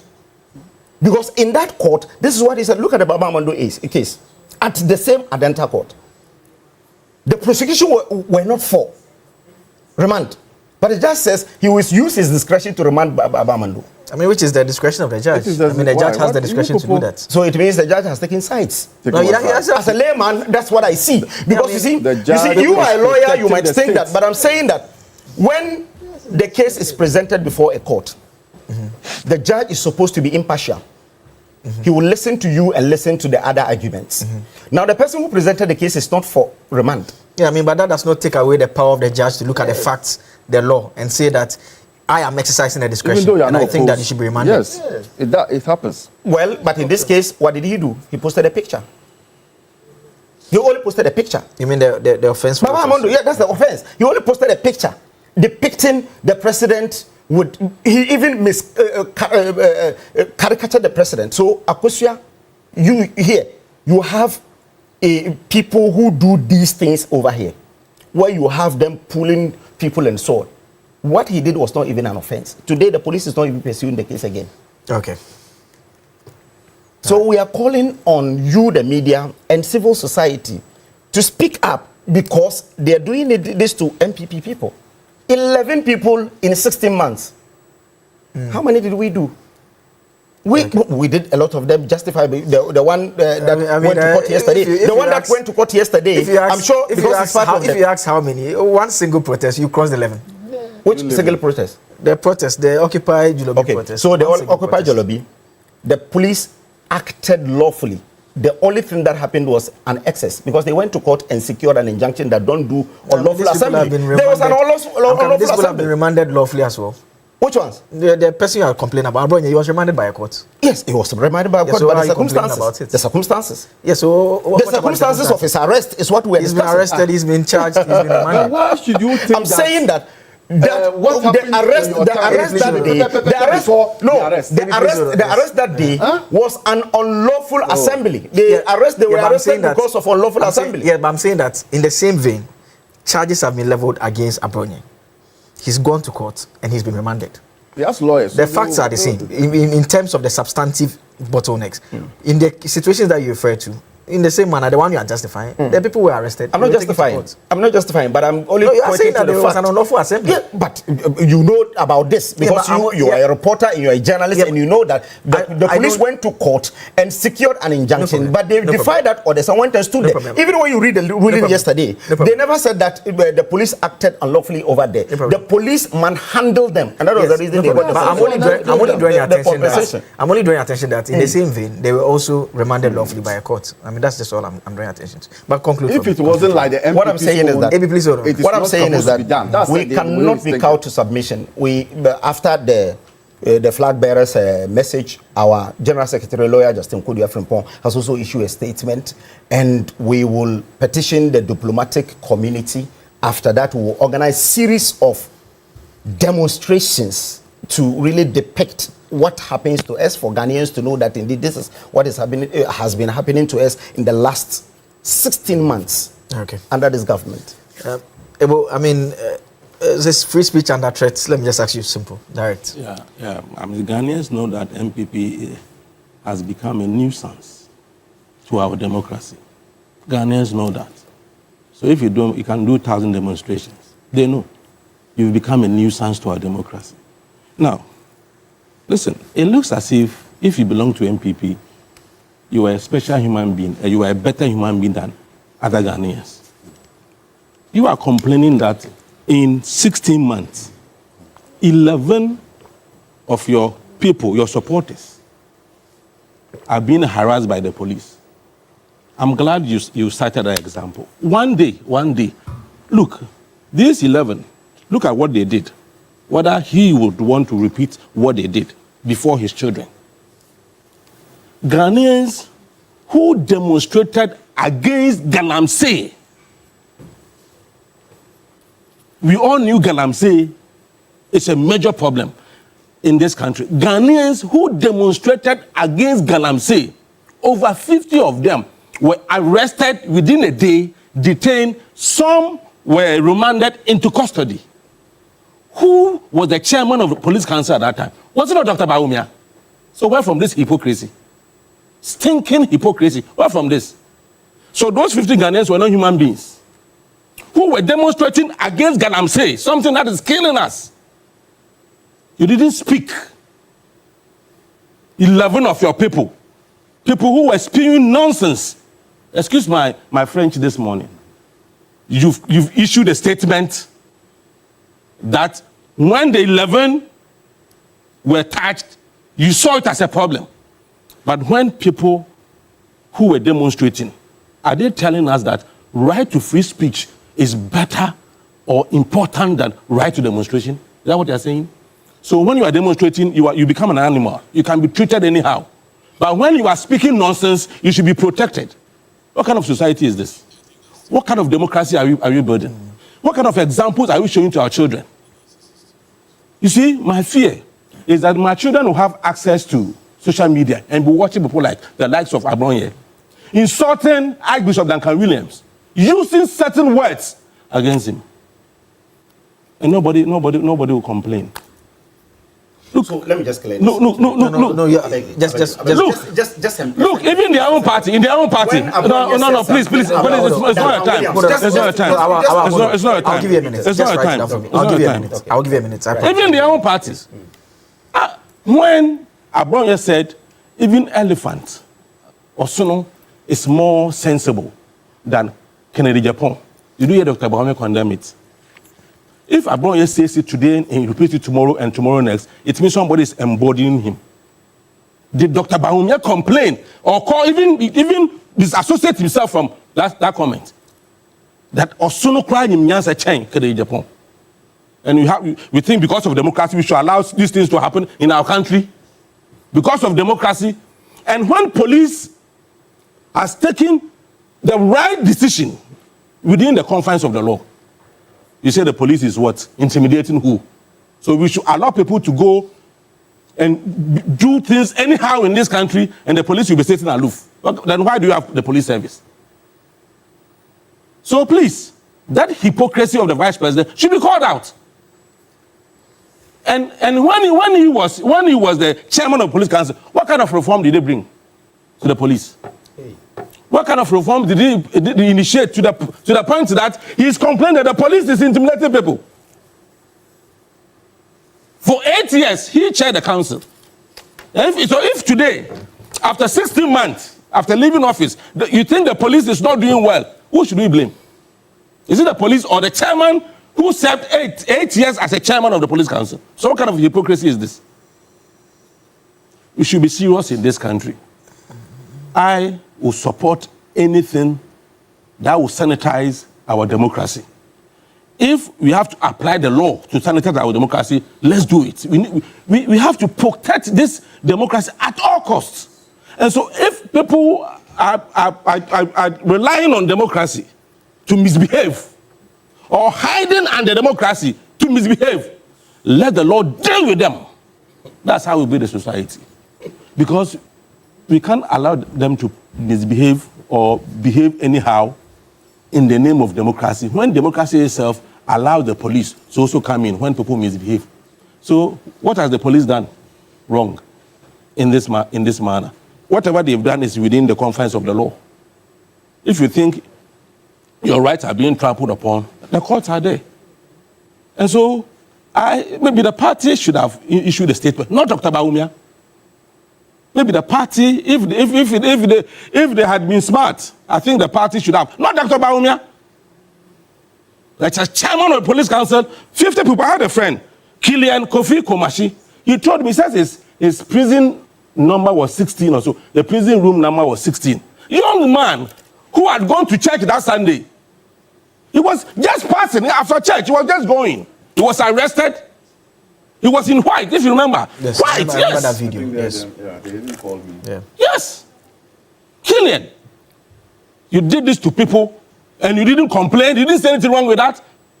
Even people who were demonstrating against Galamsey, because you were sponsoring Galamsey, because the Jubilee House itself has become the hub of Galamsey, you went after those people. Today there's no Galamsey. And you think we should keep quiet over this and the Yanka come back on come in say Dr. Bawumia yesterday. Us the young then.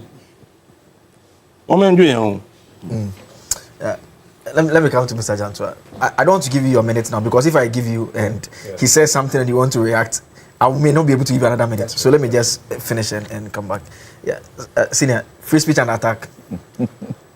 Good morning. Good morning. After all that has been said around the table, what do you want me to say? Is it because the criminal libel and seditious libel laws have been repealed, so people think they can't defame? Is that what it is? Because Abroye's comments are defamatory. How can you sit on a platform, radio platform, now radio, you see it everywhere, TikTok and all that, and say the judge in the court, Adenta court, is a political judge? How does he define political judge?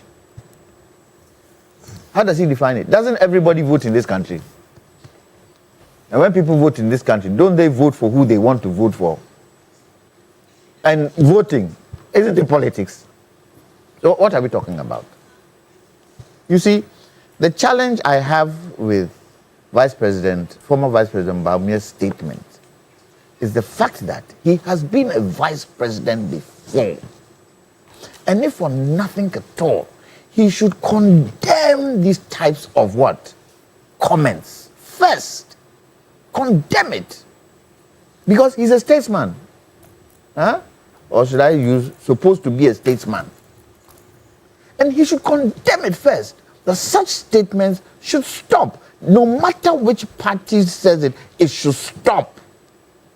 Before delving into whether what they've done is right or wrong, his arrest is right or wrong. Didn't it happen? This Fourth Republic, hasn't it happened with both parties? It's happened. So what is he talking about? Just because you want to win an election. Just because you want to win an election. And they've started. When my brother came, what did he say? Inshallah, Vice President is going to be the next president of Ghana. Didn't they say that in the 2026 election? They should stick to reality. Look, don't take Ghanaians for granted, though. Don't take Ghanaians for granted. You think they are not watching? You think they are not hearing? And take a straw poll. Go out and take a straw poll. And that straw poll should ask the question, what Dr. Baumia said yesterday, what do you think? You hear what Ghanaians will say to you. Look, the MPP should build confidence. I keep saying this. They still don't have the confidence of the people. They should start building confidence if they want to see an iota of power in 2028. Unfortunately, when you get a general secretary states that what you did to us, which when we come, we'll do it to you. Is the country yours? Is the country yours? You are just a general secretary. Instead of saying things that would help build the nation, you are saying things that would help bring the nation down. So you come into power. Because they did it to you, you're also going to do it to them. Are we going or are we coming? Are we being a good example for the young ones who will take over? I don't know why people who have gained a certain level, and if I can use the word, trust, being political figures and high political figures, just bring themselves down just because they want to win an election. It's happened before. Even if Vice President Baumia, in his statement, said, yes, we can see that during our time, some of these things happened. But it has to stop because it doesn't help our democracy. It is something that isn't right. It should stop. Don't you think people applaud him? Who is applauding him from the statement he made?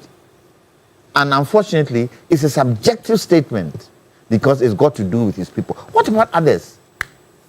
What about other people?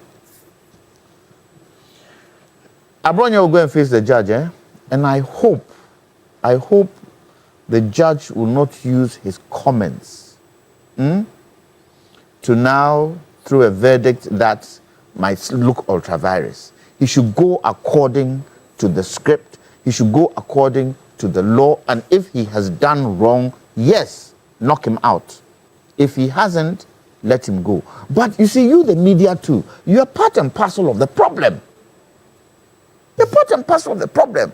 I don't know it's because you want stakes. You want, people to say, hey, South Station India, come up. A politician comes to sit on your platform and uses certain derogatory words, and you just sit and watch him. You just sit and watch him. You should be able to challenge him to withdraw such a statement. I mean, these days, the politicians, they have their own shows. I mean, Abronye has his own show that he does on TikTok and on Facebook. These days, they fire everywhere. But here, we'll try our best. We always try to keep them in check. But I agree with the general sentiment. If he has his own show, which institution watches over you people? The National Media Commission. They have a responsibility.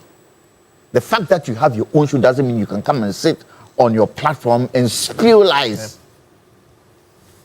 National Media Commission should take any TV station on, any radio station on, that tend to allow politicians to come and talk in a way that they shouldn't talk. Look, we always like to compare ourselves to other countries, don't we? We always like to do that. I will not use America because America is a different kettle of fish. When you go to the UK, how many times do you hear a politician insulting the Prime Minister? How many times? They talk facts. They don't even talk opinion. They talk facts. And if there's a law to support that fact, they use the law to support it. In Vice President Bawumia's address, did he even cite any law that is against these things? Did he cite? No. In the end, what did he say? Inshallah, we will win 2028. Is that the reason why he said what he said? Come on. I expect my revered leaders, if I can use that word, revered leaders, to do the right thing and leave the nonsense for those who feel that they can spew anything and let the law deal with them. I really didn't expect Vice President Bawumia to go the way he went. I expected him to bring the country together and build a nation, because he wants to do what? He wants to become a president. And the president doesn't only rule MPP, it rules everybody. So his commentary should be such that it builds the nation. Okay. Thank you. Some issues you wanted to respond, go ahead. Okay. So one is that when Abronye made that comment against Duncan Williams, the party issued a statement to condemn and distance ourselves from it. It was done by the General Secretary. So it is not true that the party did not say anything when he made those comments against Duncan Williams. I didn't say the party. I said Dr. Bawumia. I didn't say the party. Go ahead. Okay. So, again, those who were arrested on that day, they were, as I said earlier, they had assembled illegally. They wanted to organize a demonstration. The police went to court to prevent them from doing that. They went and gathered over there. The police went and did a swoop.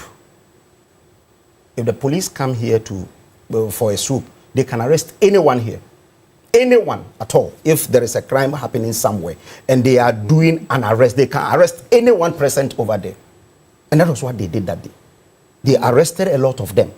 And those who were really not connected were left. They did not really prosecute them. They only discharged them. No, but, earlier on you made an interesting point about... And the court ruling says that what the police did is wrong. You are sitting on TV counteracting what the court said. Which of the ruling? In the ruling, where did he say that the police did wrong? The police only manhandled them. That was the reason the police... They never said that the police... Manhandling is only. I'll give you a minute as well. Can the police come and slap this boy twice here and we see whether it is only? What do you mean by only? Only manhandle. That is the reason we are paying for that. I'll give you a minute as well. Yes, go ahead. So can the police come and slap this guy here and we see whether it is only? They wanted to organize demonstrations. So it is not true that they were demonstrating. It is not true that they were demonstrating. They wanted to organize the demonstration. Only. They went and stood there waiting for their people. The police went there to disperse them and they arrested them for unlawful assembly. And they arrested a lot of people. In the course of the arrest, they manhandled 3 people. And the 3 people went to court. Why didn't you add only again? You get it? So that is it. The second one is, Ofajantua says, what Abronye said was defamatory. 2026, you, a lawyer, think that someone who say, if I say anything defamatory, I can be arrested like a criminal with Black Maria. If I said something defamatory, which law says that if I say something defamatory right now, I can be arrested like a criminal? If I say something defamatory, you can sue me. No, you don't understand. It is civil, not criminal case. Defamation is not a criminal offense. So people who take civil cases to court, they can be arrested. Let's listen to our patient. Please go ahead. Why must Dr. Bawumia condemn David Sando for posting Nobuso must stop? Why must he condemn David Sando, who was kidnapped in Aguna Suedro at night by BNI operatives? In the morning, we went to police headquarters. They said they couldn't find him. We went to BNI. They said the same thing. Until we started making a lot of noise, then they came and said that he was at BNI headquarters. He posted a picture of the president and wrote, "Do so must stop." Why must Dr. Bawumia condemn him? I am surprised. I will be happy that if you can read Dr. Bawumia's statement for everyone to see. The condemnation from them is as a result of hatred for the man and not really what he wrote. Because you see, look at the 6 paragraphs that Dr. Bawumia issued. Where did Bawumia go wrong? In the first paragraph, he talked about the assault of MPP people, the harassment the MP people had been going through in the last 1 year, 6 months.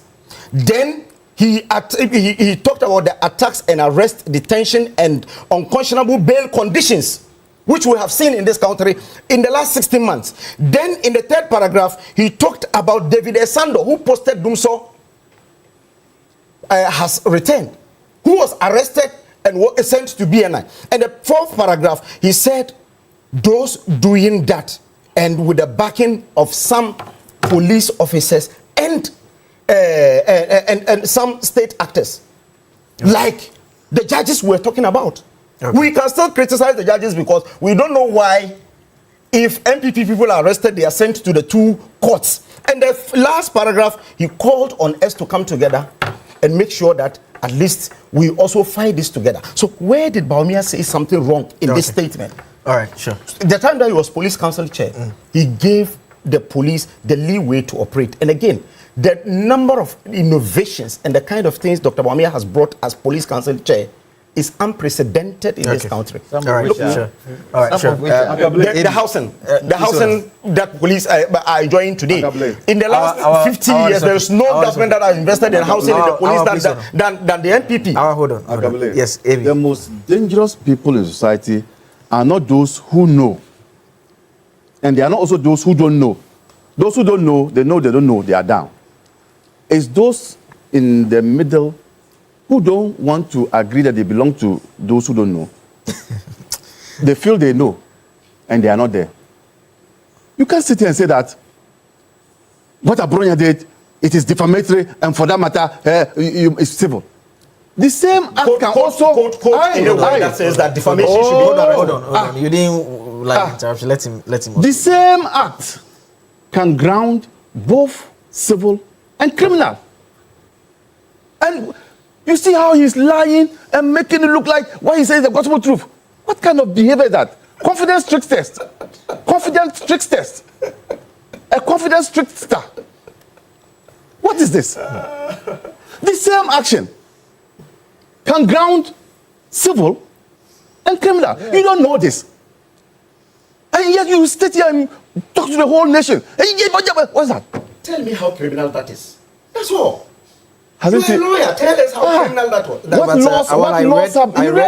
I read the charge sheet. The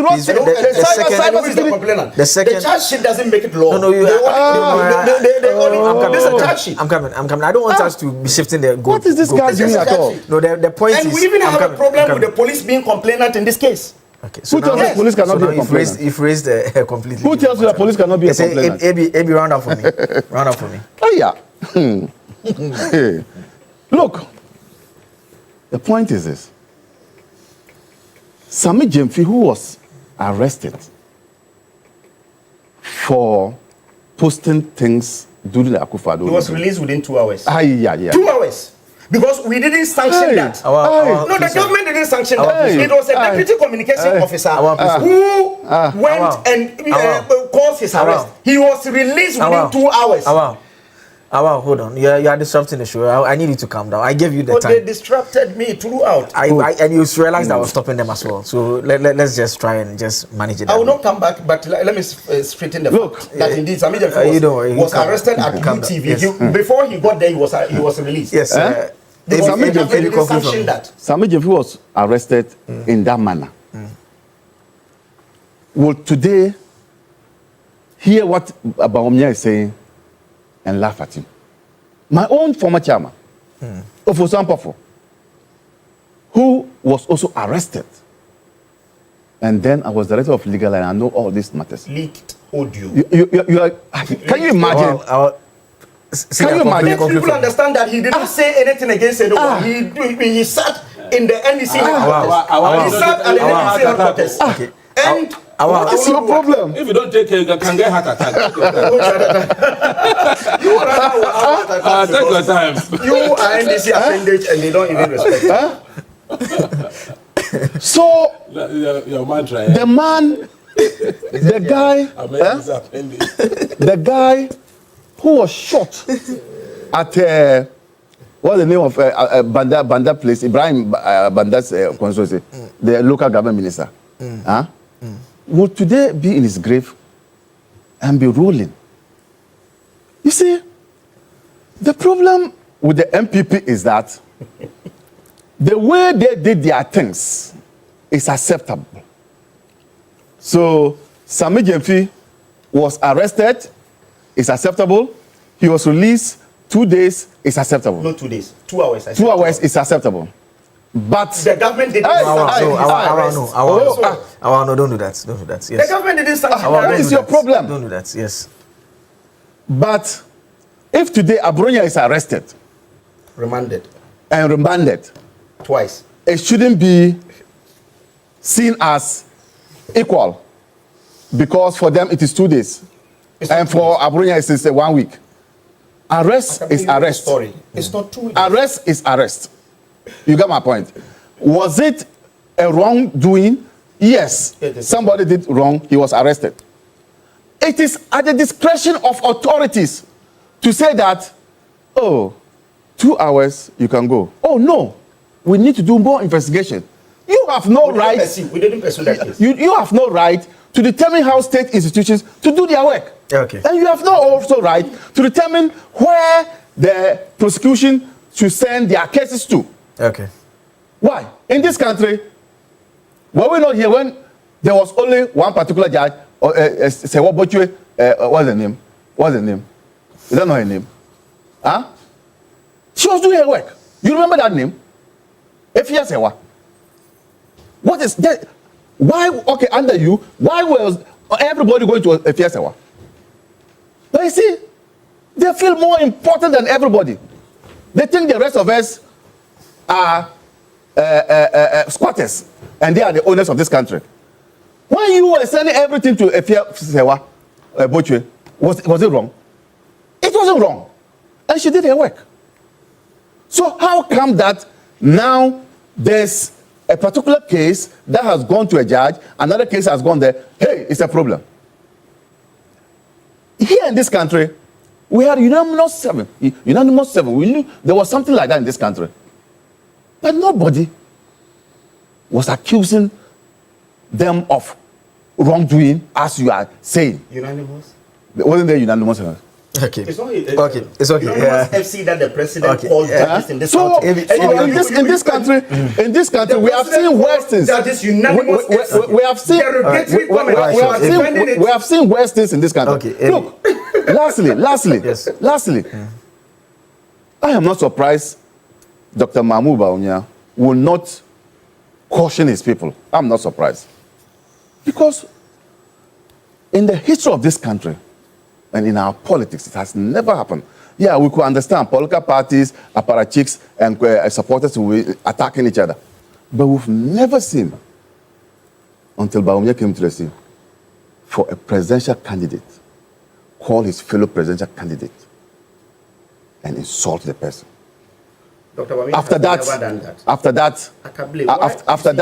the wife followed. No. You have to calm down. I'm trying to understand what after that, the wife followed. I mean, he insulted which candidate insulted which candidate? Was it not Bawumia who insulted John Mahama? Incompetent John Mahama. Is that an insult? It's an insult. Is that an insult? Yes, okay, it is an insult. Okay. Then from there you moved to your wife. Attacked John Mahama. You remember that? Yes. Okay. Did he caution the wife? All right, sure. Maybe so. Did he caution the wife? Did Mahmoud Bawumia caution the wife? Okay, your time is up. And you sit here and you are talking gibberish. Well, you look, I think that we have come full cycle, and the two political parties would have to meet and say that enough is enough. But if, what's his name, the General Secretary, is saying that when they come, they will do more, then let's continue. When you also come, you also do more. Let's continue. Okay. Mr. Gantua and Ebo, I don't think you need a minute. I just need a minute. Yeah, you need a minute. Okay, sure. Go ahead. You see, you know my history. I started as an MPP person, 1992. 1992, I started.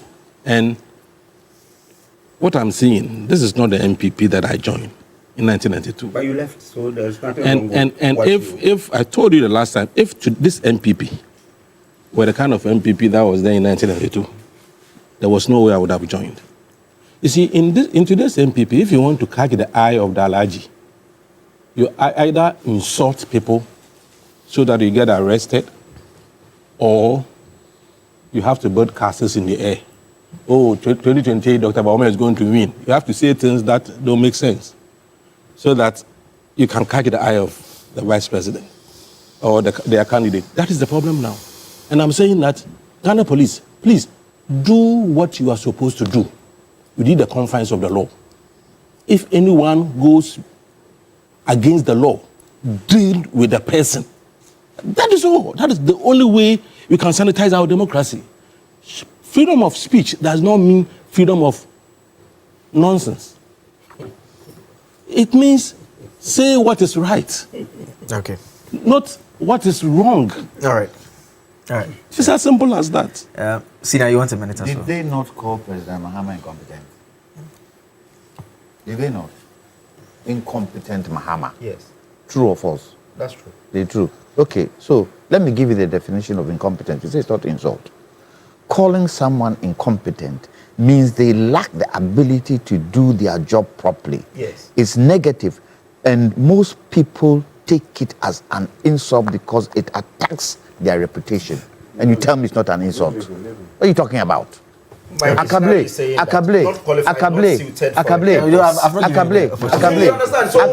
Oh, I want to keep quiet. Not qualified. Look. Not suited for a purpose. I'm on the floor. You, Dr. Bawumia, who destroyed Ghana's economy. You are qualified. Oh yes, as head of economic management team. So the head of the He was in charge of the economy. He was in charge of the economy. Or some people told us that whatever that was happening to the economy was because of Dr. Bawumia. Hold on. Yes. You're so ignorant that you don't know that. You don't have the chance. You have to calm down.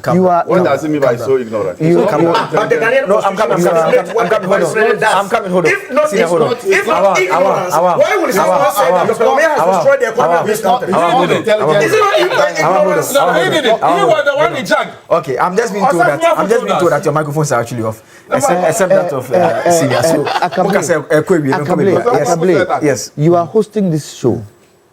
If you say something, and I tell you, Akable, you are very incompetent. How will you feel? How will you take it? After the show, would you talk to me? Would you take it as if I've insulted you? You take it as an insult. It is an insult. Right. Now, just to end, when in this country, starting from Kwame Nkrumah's time to where we are today, have we not been able to pay our debts? When was the last time we weren't able to pay our debts? Wasn't it in their time? No, in 2000. Wasn't it in their time? We went to HIPIC. We were highly It's not HIPIC. He's asking for a fact, and I'm you don't have to give the facts. You would have your time. In the year 2000, no, I'm saying that. No, I need to listen to you. I need to listen to highly indebted poor country. Highly indebted poor country. Highly indebted poor country didn't mean we weren't paying some debts. We weren't. We weren't paying some. We weren't paying some debts. But they have. But they have. Wait. But they have the temerity in campaigning to call people incompetent. They are not incompetent. Right. So I've also Googled. Okay, so you give me opportunity to also look at it. Now look at it. No, I'm saying that what the MPP did to Abronye's statement was just to disassociate themselves. They didn't condemn it. Okay. And it's here. Okay, it's fine. I mean, that is all. You said we didn't do anything. That is all. Time would allow us for this first issue. We are going to switch into the second issue now, and because of the relation and how things are going, we'll deal with the High Court decision quickly. Just brief comments, then we'll conclude on the constitutional review if time permits as well. And like we did indicate yesterday, there's a High Court judgment. The Ghana Police Service have been slapped with 150,000 cedis damages. They are also to bear an additional cost of 30,000 cedis to cover the legal fees incurred by the three individuals who sued them. And these three individuals are Bridget Otu, Vanessa Edotom Boateng, and George Anyan, those three. And the key conclusions that the court came to, the court said that officers of the Ghana Police Service violated the fundamental human rights of journalists and activists they were duty-bound to protect. Justice Bureau described the conduct of the police as unconstitutional, citing physical assaults and unlawful interference. The judge particularized it a bit in terms of each of the individuals. So Bridget Otu, who is currently a presidential staffer, was assaulted, her blouse ripped apart by the officers. Vanessa Boating unlawfully detained.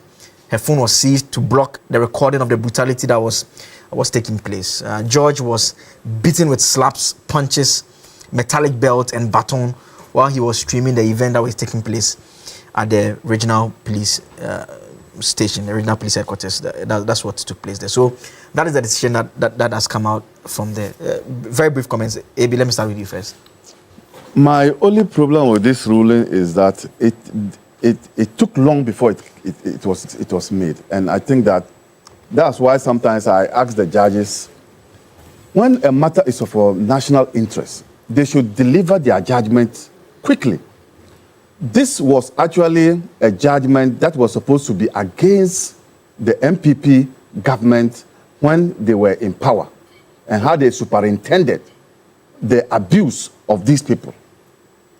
Now, you use 2 years. This is a straightforward matter. You use 2 years and see the people are no more in office and they are rather sitting outside and making noise.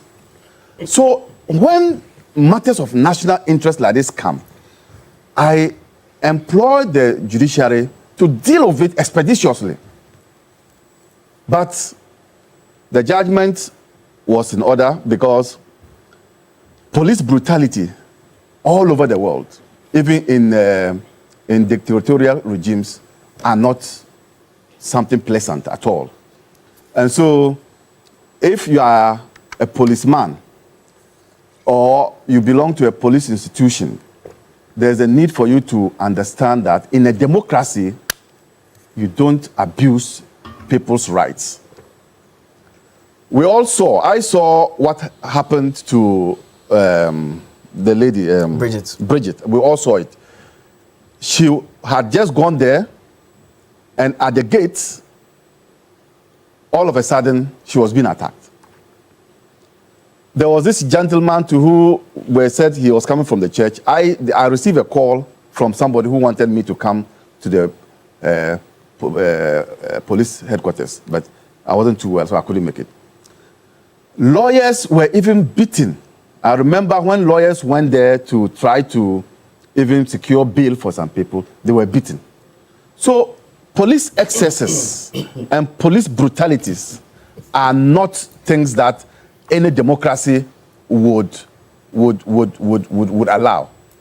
And so the ruling from the court, for me, was a vindication of the rights of those citizens. Those citizens were not supposed to be treated that way, and they were treated. But I think this has come a little too late, because those who were superintending those uncouth behavior, most of them are no more in office. Okay. Yeah. Senior. I will ask, now that this verdict has come out, the government empowered them, will they agree with this verdict? Because the police are there to protect civilians. And the police should know, when you don a police uniform, you are an embodiment of the law, and you should restrain yourself at any given time. In places like Europe, America, and those places, when someone is being unruly, most times they have a stinger. Is that what it's called? Yeah. They sting you and you get demobilized, and they can handcuff you. But here we use brutality. Didn't we see? I've forgotten which. It was during the election time. The policeman who slapped somebody. If you can remind me of that. Yeah, I think it's a GH1. It was one of the by-elections. Yes, by-elections. Yes. came, just slap someone. You don't slap someone because you are donning a police uniform. You don't have the right whatsoever. You rather should try as much as possible to restrain. So I hope this is a lesson. And I hope now that this case has gone against the Attorney General and the police will take action against those policemen who caused that assault on the journalist. Look, journalists and police should be able to work together. Journalists need information to do what? To tell the people what is going on. But if journalists go and are seeking for information and the police brutalize them, then those police people should be held for assault, if for nothing at all. Unfortunately, in Ghana, we don't have grievous bodily harm in our laws. But they should be charged for grievous bodily harm. So I am for the verdict. It has come out clear that the police used brutality. And everybody has the chance to what? To demonstrate. And it's ironic when you look at the verdict, when you look at what Vice President Bawumia said, it's ironic because his party was in power when this happened. Thank you. Okay. And I just got a message, and they are saying that what you were saying, they said is correct. Richmond Roxon was also mistreated while at the police headquarters. He had come to assist the victims as a lawyer. He was also detained as well. We don't come here. Inusa Fuseni as well. Then yes, so that's the information. By your own colleague, Captain Smart, how many times was he now arrested? In connection with what? So many but what is in connection with what? Must it be in connection with what? Maybe not in connection with what I say. Yes. I think this this compensation, even though the amount is nothing to write home about, I think it is important victory for civil liberties and rule of law, if you like. At least we know that it is within our rights to demonstrate peacefully. And so when we are demonstrating, the police would only have to protect us. They don't have to brutalize us. And what happened was quite unfortunate. And that is why initially I said those who supervised that, the one who was in charge of the police council, did not say anything wrong with that, did not issue any statement in relation to that. But today he's speaking because 11 of his people, according to Awal, have been arrested. So I think police accountability is essential. The police would have to be made to know that, yes, in the course of discharging your duties, if you go against the law, you'll be held accountable and responsible. And I think if you're able to do that, enforce the law properly against the police when they also go wrong, much as they also enforce the law against us when it go wrong, I think it will be good for all of us. So yes, the amount, I'm not really, I don't think the amount is that important, but the symbolism of it, the fact that this is a victory to civil rights, that yes, as a people, we have the right to demonstrate peacefully. Okay, and just the message I was reading earlier, just for clarity, it was Richmond Roxon who had gone there to assist as a lawyer who was arrested. The other person, Inusa Fuseni, was actually there, and he was there as a lawyer, and he helped one other person to get released. So we understand that both of them actually testified in support of this particular case. And the three individuals were represented by Samson Ladi Anyanini, legal practitioner. He handled this particular case as well. I'll give you the final word. Yes, I think police brutality anywhere in the world is not accepted, even in Ghana. And again, this ruling has come at a point where we really think that indeed it has come at the right time, even though maybe you had expected that this ruling will come earlier than now because it has taken 3 years. The police went there and made some arrests, lawful arrests. After that, they manhandled journalists, and they're not supposed to do that. And I think in recent time, this is the first time journalist is suing the I mean, it's happened in times past. Yes, I'm saying that in recent times. Yes, you see that this is the first time, and this ruling is remarkable. And I think it will serve as a caution to the police that indeed, if you're doing your lawful duty, you have to handle those involved with some professionalism and care so that at least you'll not be able to really incur this debt for the country. My only issue with the ruling has to do with the fact that the judge is saying that they should publish an unqualified apology on Daily Graphic. I think this is too really harsh. I was thinking the ruling is enough to really assuage the feeling of those who were involved. And again, if you're a police officer, you understand that indeed if you do this, something of this nature will happen. And again, I agree with all those who said that, well, the police officers who were in charge at that time must be really called to account for doing that. They must be punished for doing that and so on. But for Daily Graphic to publish, I see it as something that will really demoralize a lot of the police officers, that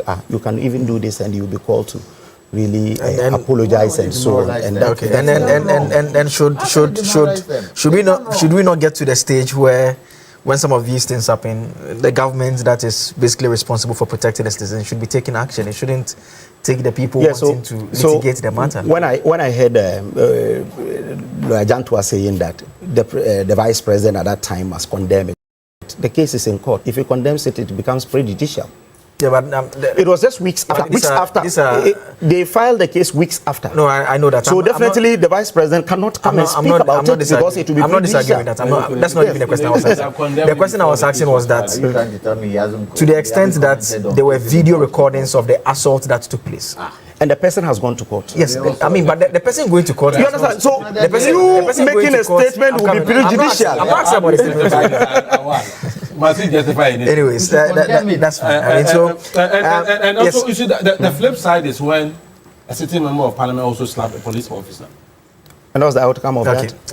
And what's the outcome of that? What's the outcome of that? That's what I want you to know. What has come out of that particular? Who is in government? Who is in government? Okay. So just before we go, your party is an NDC. In this country, when you speak for Ghana, they say. No, this is the first time you have an opposition party fighting opposition party. Has it ever happened? Has it ever happened that the opposition party attacking opposition party? We should stop talking about the rot. If not this disjointed why will an opposition party attack opposition party? Talking about the wrong opposition party attacking opposition party. If not Afrofanto, you are just an appendage of the NDC. It is NDC annex. You can say it. I'm coming over. I will show NDC and Afrofanto dress. You will not get the opportunity to come here because by then they will not invite you. You are here by the time of the party. Yes, if you understand, they will not invite you. They only invite. Mr. Dantua, no, wait, I'm coming. Mr. Dantua, why are we parked? We are not done. Hold on. We are not done. Hold on. So just before we go, just briefly on this constitutional review matter, we are told that the president chaired a cabinet meeting yesterday to discuss the constitutional reforms. A committee was set up. The committee has come out with a report. We understand that they may have to set up an implementation committee once again to follow through with this. And already some of the criticisms that are coming in are that we just keep going round and round and round and round. I mean, hopefully would this be the time that will indeed just do the constitutional review as we want to do once and for all? I mean, because of time, I can't run you through some of the attempts that have been done in the past, but we've just been going over and over in circles. I mean, let me start with you this time around. Yes, so very briefly for me. We all agree as a country that indeed we need to review a certain portion of our constitution to really be in tune with time. So definitely, as you said, in the past, President Mills did an extensive work on it. You spent a lot on the 2010, the Constitutional Review Commission. And after that, the white paper came. After 6 months, it came and we're waiting for implementation when President Mills died. After he died, President Mahama shelved it, did not do it in the 4 years as president. So when we came in 2023, the Kasati commission or committee, chaired committee, was also charged to go back and pick the document that was worked by the 2010 commission so that she'll be able to give their recommendation. They brought the recommendation when we were leaving power. So President Akufo-Addo had to keep it for this incoming government to take over. It's in power for 8 years because you referenced that Mahama was in power for 4 years. Yes. I'm saying that we were in power for 8 years. 8 years, yes. Within the 8 years, in 2023, we called this commission and they did their work and they submitted in December, whilst at the twilight of our administration. So we couldn't really issue a white paper. So this one, when it came out, we were hoping to see white paper so that at least we'll know which priority areas that the government wants to really amend. So when the priority, the white paper didn't come, when we heard that, well, they were not obliged to give out a white paper and so on. Now you are implementing the recommendations when we don't know the priority areas.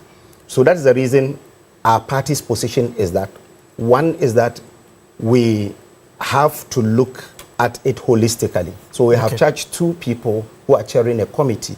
That is Frank Davis from the party, then Anyuma Duentri from Parliament. They are to look at it so that they will inform National Council or National Council to come out with our position on these 128-page report. Okay. The Minister for Government Communications, Felix Kwachifosu, did indicate that they will not be issuing a white paper because it is the work of a committee. So what they will do is that there will be a position paper that explains which of them governments are accepting and which they are not. It says it to be based on the feasibility and practicability considerations. That's how he described it in an interview. So we're thinking that if it had come out here, we'll sit down and see that these are the areas that this government is focusing on. It's not out yet. We understand it to be out. Yes, I think successful implementation of the recommendation of the committee, I believe, could be the president's greatest legacy, especially if it succeeds in, if you like, making certain changes, certain important changes to the Constitution in respect of socio-economic, political, and legal, challenges embedded in the Constitution. Whether you like it or not, you see, we need a very good Constitution to strengthen the credibility and the resilience, and if you like, the effectiveness of our democracy. Without a good Constitution, it will be difficult to sustain the democracy. And I believe that, you see, this Constitution, this amendment, or this whatever review or whatever, should be able to help us to use the Constitution to address certain problems we have in this country. For example, poverty is a very serious problem. Unemployment, very serious problem. And so I would want to see how the amendment to the Constitution will help us to, for example, bridge the gap between the rich and the poor in this country, to be able to also build a society where there will be equal opportunity in terms of job opportunities for our youth. So we are looking forward to to seeing what will be the outcome of it. But as I said, it will be the president's greatest legacy if we're able to successfully implement it. All right, Senior. For me, it's got to do with the situation where it is not skewed towards politics, but it is skewed towards building a strong nation. You talked about job creation and the like. I talk about those things that affect us inimically. What is that? Corruption, galamsey. And if I'm to add one more, housing. Look, this 1992 Constitution is how old now? 30 years and above, right? There are certain issues that have happened that when you read the Constitution contradicts and is not too clear. Let's iron out all those areas, because this is the highest law of the land. And most of all, I would want them, and I'm not sure whether AB has read the revised version, but the bit that has got to do with developing this country, that National Development Plan agenda, should be strewn throughout our Constitution, so that it's not as a matter of, we have come, we are not following it. This party has come, he's not following it. Perpetual succession should be perpetual succession, but done a way that helps develop our country. We need development. Ghana should have been miles away. When you look at some of the countries we started with and what some of the countries took from us have used to develop their country. So I think it's a good thing. When you read what the president says, they are going to look at all these areas critically and to end in explaining why they would take one clause and not take the other. It has to be clear so that nobody comes and plays politics with it. Okay.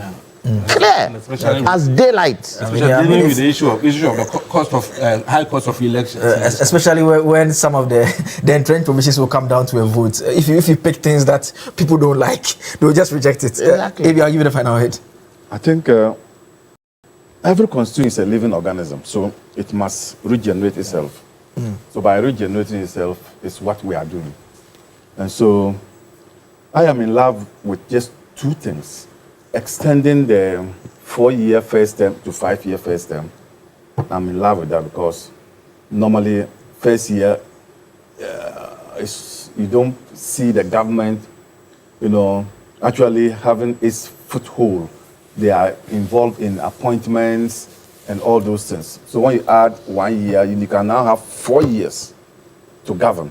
Then the first 1 year, you can use that to do. So far as that additional chairs. 1 year is being used properly. If you get a president that is not it's a problematic to them, we are tied for 5 years. And so you must do your choices well. You must do your choices well. Then, like we were started with one the last. The other thing that wasn't what I was referring to, by the way. But go ahead. The other one too. The other one too is that you see, as trying to decouple members of parliament from the ministerial executive position. Yes. That one too, I'm out for it. Yes.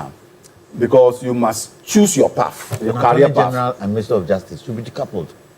Yes, that one too. So, if you want to be a parliamentarian, then you stick to it, and then you grow with it, and then you can come out as a well-groomed parliamentarian. Then, if you want to be with the executive, you be with the executive. I think for like 79, and like what Nigeria has. So, I think there are some good, points about the review that I think would help move our democracy forward. I see. That's all time would allow us this morning. My guests have been Awal Mohammed. Awal Mohammed is with a New Patriotic Party, Ebo Bakman with the United Party. United Party. Repeat it to his hearing.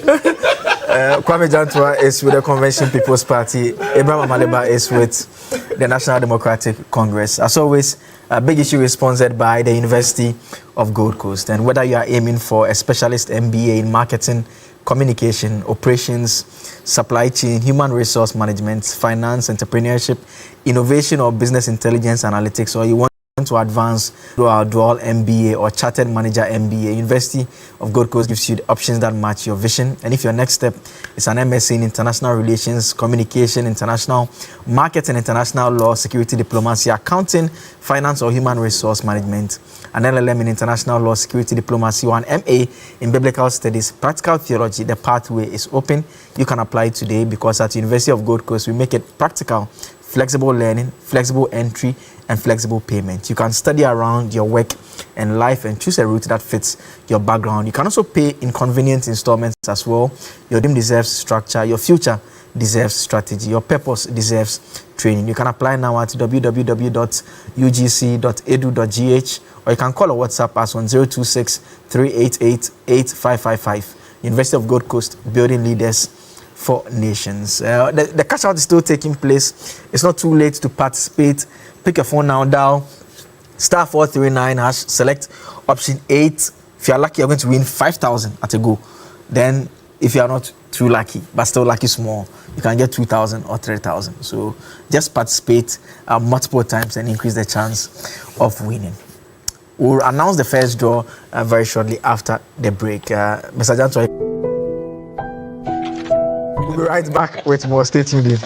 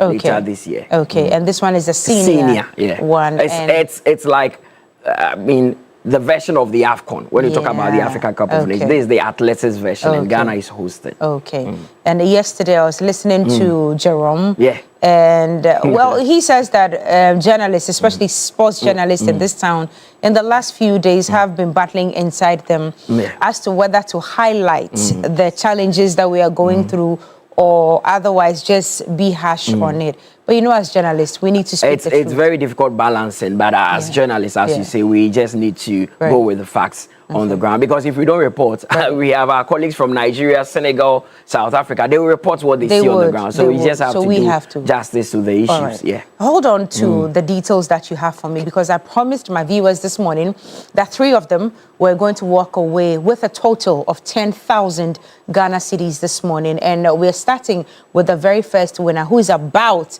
to receive 2,000 Ghana cedis. So, crew in the back, Coco, if we can see what's happening on the dashboard, *439# if you're a Telecel or MTN subscriber. If you have chosen option 8, and if you have played a few times already, it's time to reward you. And to let the rest of us who are watching this morning also know that we are left with 7,000 Ghana cedis to give away. Wow. First winner, 0247 597. 3 numbers come after that. Congratulations to you. You've just won 2,000 Ghana cedis. Coco, please try and establish contact with this winner for me.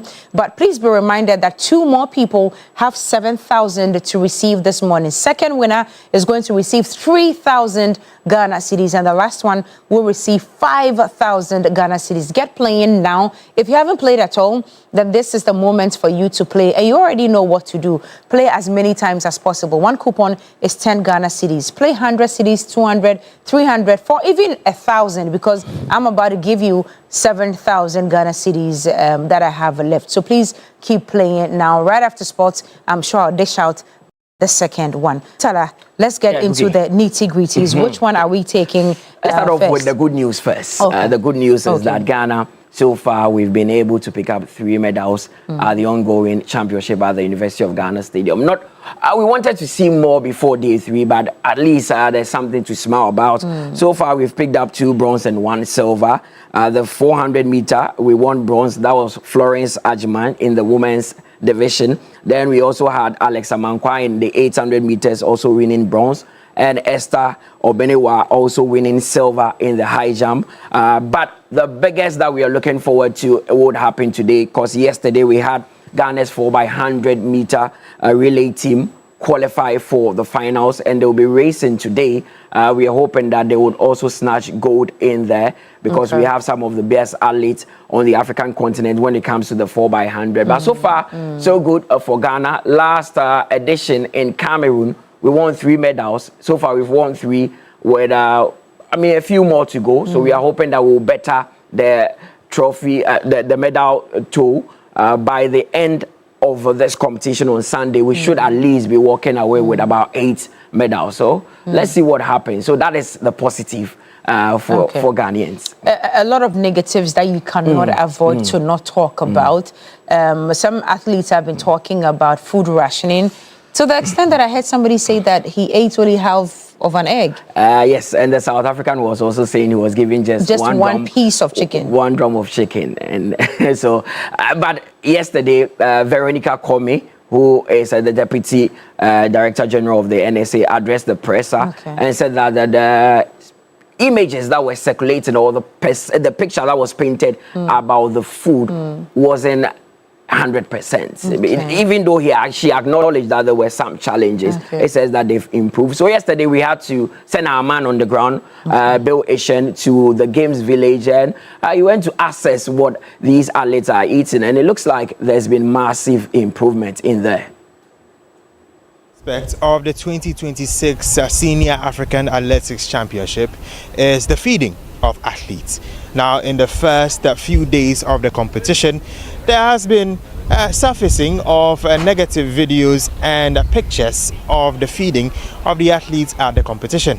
And today, we have come to the Games Village. Behind me is that dome, the dining hall where the athletes gather to eat.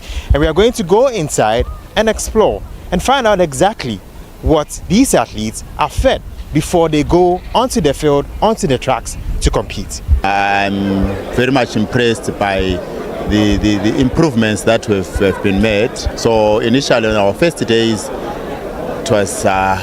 it was difficult. Now I'm happy with the change and the improvement. I think the authorities have heard what we're crying about and they actually did something about it. I'm sure you saw some of the comments on social media about, the feeding here. I mean, what do you make of it? That comment is for their own. It's for their own. Me myself, the food is very delicious and very good. So that's what I can say. This is just the very, very piquant. Yes, just this. I like it. This is very good. The breakfast, the bread and the chocolate, the coffee too. It's actually pretty good.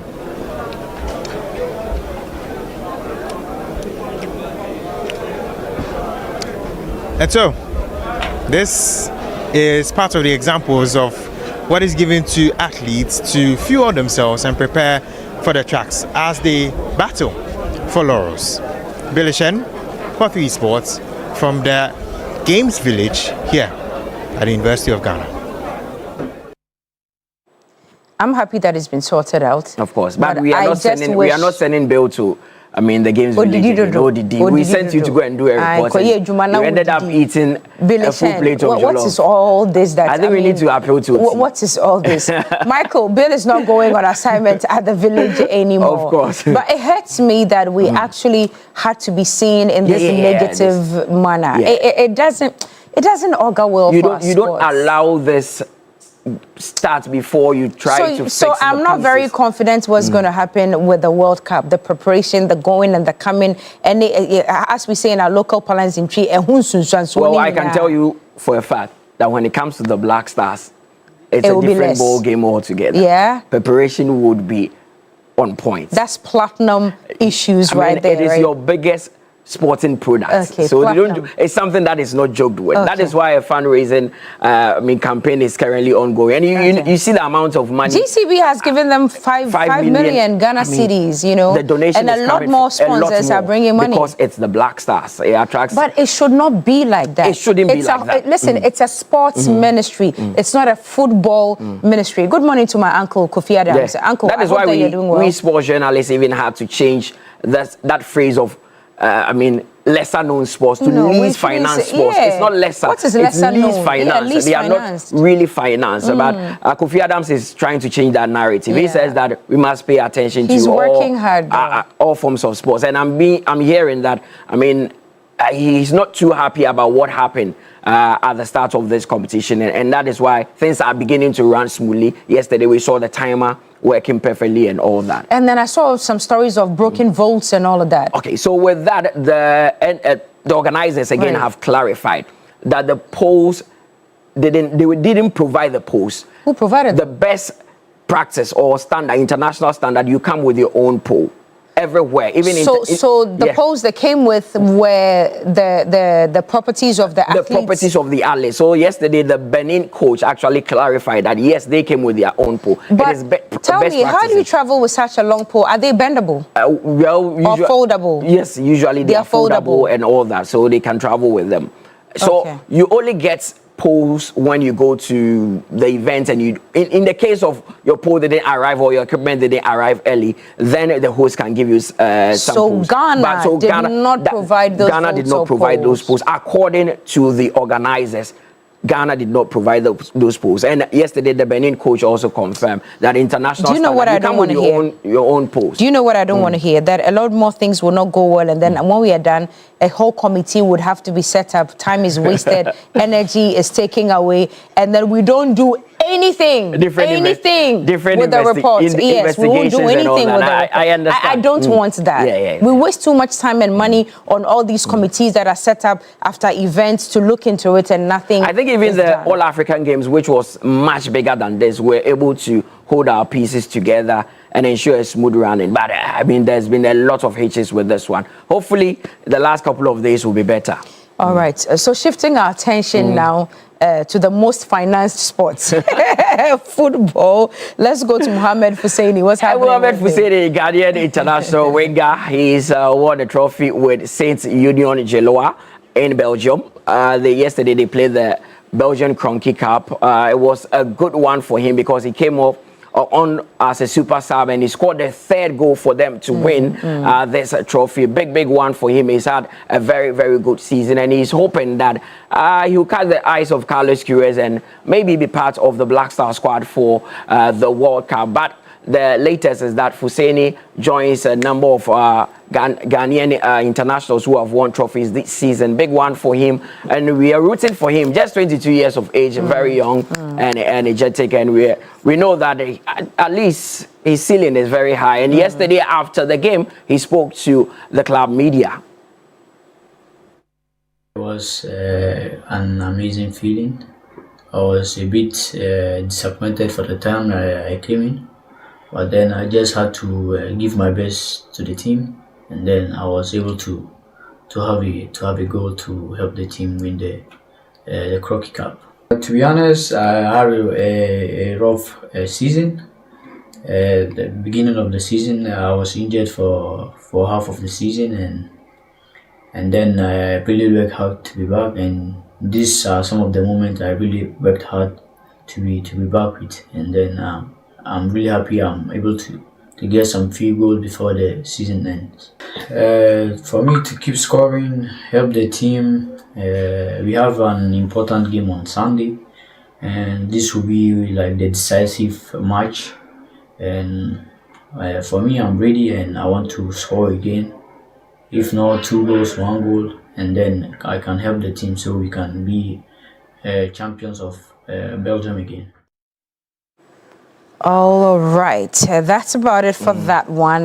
But another interesting feature this morning is Antoine Semenyo's nomination as a Premier League Player of the Year 2025-2026. How is that looking for him? I want him to win. Can I vote? Can I decide? Yeah, you can decide. How do I decide? Everyone has the right to vote. I mean, you can go on the Premier League site and just vote for the player you think deserves to be Player of the Year. But that is massive for Antoine Semenyo. Really? I mean, he's had a brilliant season, trust me, scoring 16 goals so far in our competition. You know, he joined Manchester City from Bournemouth last year. Yeah, in January. Oh, it was this year. It was this January. Oh, wow. He was bought for £60 million.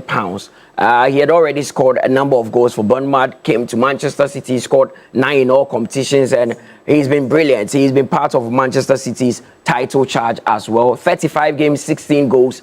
That is brilliant for Antoine Semenyo. But he's up with the likes of Erling Haaland, Bruno Fernandes, and David Raya. But we are hoping, we just have to try and vote massively for Antoine Semenyo. And maybe we could be coming home with the Premier League Player of the Year award. Charlie Ghana, stand up, man. Stand up and vote for your man, Antoine Semenyo, to win Premier League Player of the Year 2026-2025. We wish him all the very best. And now let's come to Africa. Under 17 AFCONs. What's going on? It's not going well. No, I was disappointed yesterday. Nah. I mean, you can't lead 2-0 in the first 10 minutes. Then you allow your opponent to come back that strongly. We've not played the under 17 AFCON since 2017. Prosper Natogun prepared the team well. They went to Ivory Coast at pre-season, played a number of games. Then they went into the tournament with high hopes. In the first 10 minutes, we were brilliant all over, scoring 2 amazing goals, especially that second goal from Jamfi. So we thought, okay, this is going to be our day. We are going to have all 3 points in this game. Then in the second half, we capitulated. We just didn't have answers to what Algeria threw to us. Can you imagine? They just scored 2 goals and even got a penalty that could have made it 3-2. But I mean, that penalty was lifted. Just check this goal from Jamfi. I mean, a 17-year-old having this vision to score such a wealthy. It tells you the quality and the talent that Ghana has. But it was the second half that really did us dirty. We couldn't contain the Algerians. Came back, scored 2 goals, made it 2-2, got a penalty in the 67th minute. That is a brilliant goal. From such a distance. Yes, and from a 17-year-old. It tells you that, I mean, we have abundance of talent and we just need to work on it to ensure that we get the best or the next generation of Black Star players. That is what happened. We drew 2-2 and next up, we have to prepare well and see if we can get a win against South Africa, who are in the same group with Ghana, but won their game against Senegal, beating them by 2-1. All right. They have more games to play, no? Yes, they have 2 more games in the group before we get to the whether, stages. Yes, we can actually get into the knockout phase. But a draw, let's just go and get a win against South Africa and Senegal. Then we see what happens next. Let's see what happens. Yeah. Let's close with the Democracy Youth Competition.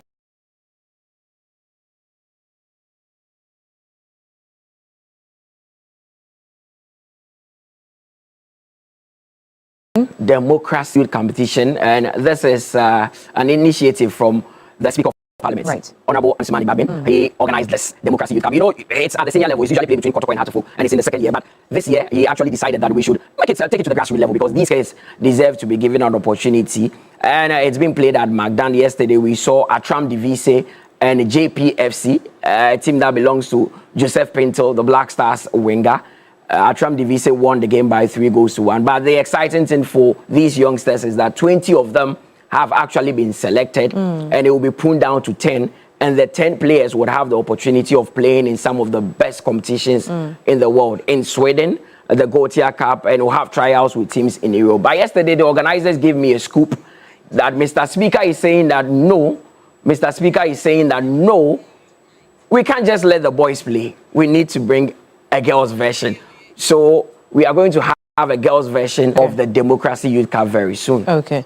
And I'm told that we have MG games tonight. Is Clifford playing? Yeah. Clifford is playing. How about Anderson? Anderson is the coach. He was sacked and we sacked him, but he bribed his way. He bought ice cream for some of us, then we took him back. Who are some of our top players? Is Clifford part of our top players? Clifford is part of our top players. Top players. Is he a midfielder? Clifford is a midfielder. Okay. Oreku retired. He went to play paddle and he says he's back to football. Yehoah. Bill says in Obuasi he was called Obuasi Oliver Khan. Yehoah. We've not seen him in post before, but we are playing this evening against young lawyers at the Boston Park Prisons, and it's going to be a good one. 7:45 we start the game, and we are coming with a victory. Monday, you will see it all over. Clifford, what number do you play again? All over. You play number 8. Okay, I'll be looking out for you this evening, and all the best to MG. Hopefully, we'll win this game again and talk about it probably on Monday. Well, you remember I told you that you're winning a lot of money this morning. Our first winner of 2,000 Ghana cedis is on the telephone lines, and with all my pleasure, good morning and congratulations to you. Hello? Hello, winner? Hello? Well, I'm trying to have a conversation with the winner. He's on, or it's a he. Okay. Hello, good morning. Good morning, Steve. Congratulations to you. Thank you so much. How are you doing? Very well. Confirm to me, how much have you received in your Momo wallet? Come again? How much have you received in your Momo wallet? 2,000. 2,000 Ghana cedis? Yes. Okay. Is this your first time of winning?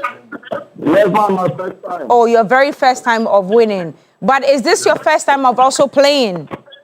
Yeah, this is my also first time. Oh, wow. First time playing and you have won already. Thank you so much. Wow. Congratulations to you.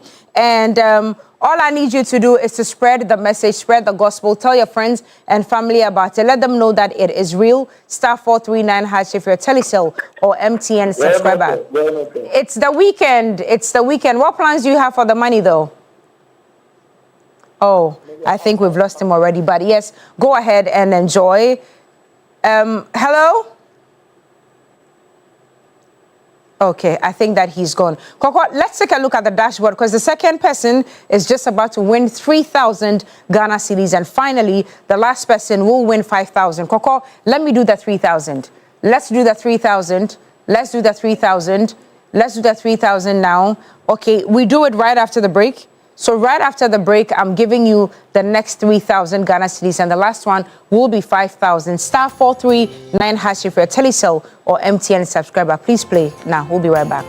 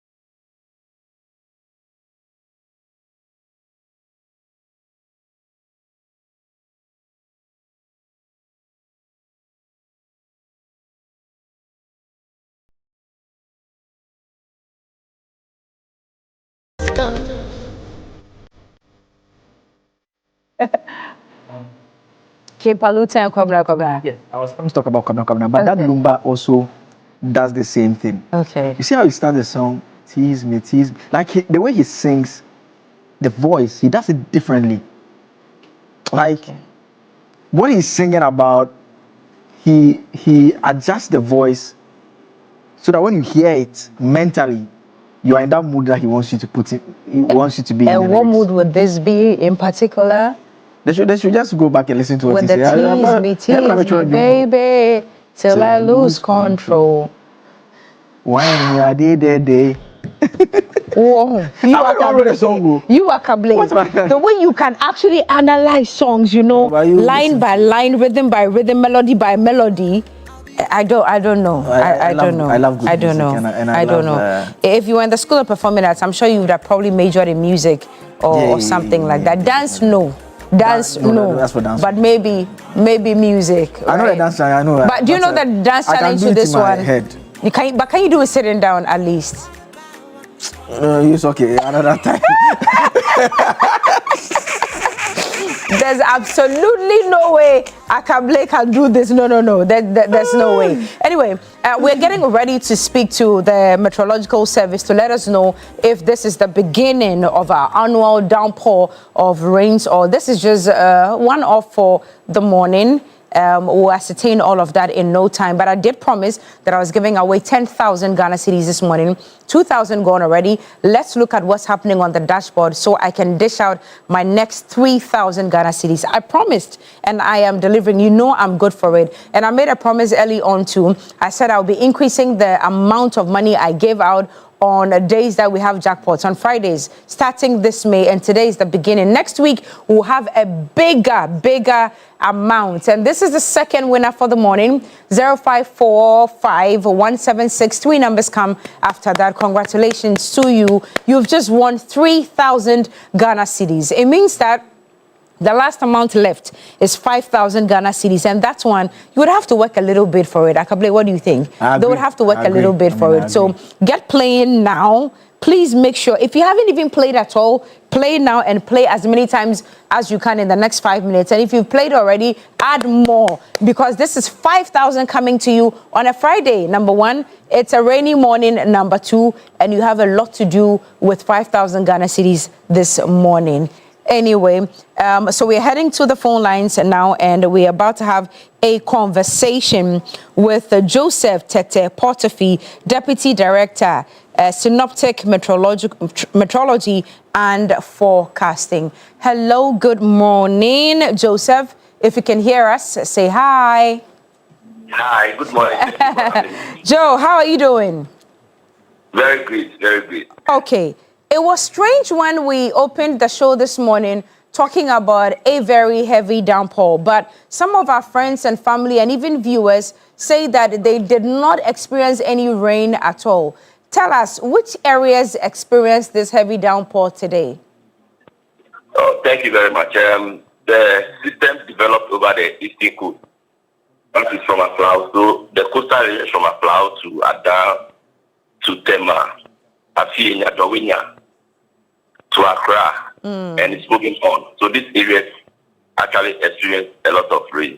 Okay. Since dawn, yeah. Okay, so truly, some parts of Accra did not even experience any of it at all. Yes, those in inland might not experience it, but those along the coastal areas will definitely experience it. All right. So tell us or confirm to us this morning, is this the beginning of our annual downpour, or this is just a one-off event? We are in the rainy season now, and I think this is just the first time we are experiencing it along the coast. The northern part of the middle zone, and then they have been experiencing the rainfall already. Okay. But for us along the coast, yes, this is a classical system that is passing. Okay. And it will affect the eastern coast to the western coast. Okay. And this morning, it started in some parts around 3 a.m., dwindled down a little bit around 4, and then started again. Some areas had it about 3 times, other areas twice, others just once. But all in all, what are we to expect today, number one, and then over the weekend, and then for the rest of the month? Well, I believe this weekend will be a wet weekend for for the country because the systems are still building up. And then the reason why some addressed it earlier with showers, there were 2 systems that were coming. So the first one came like a shower, and then the 10th one followed up with rain. And normally when we have those things, those who have the showers, because the energy has been stopped from it, we cannot get the actual rain when it comes. But I believe this weekend will be actually a wet weekend for the coastal areas and then the hilly and forested areas like Koprobia, Odakide, and Itevaros. Yes. Okay. So this weekend is going to be a wet one, especially if you're along the coastal areas. Very well, very well. But are we going to have as much rain as we did last year, this 2026? Well, some areas will have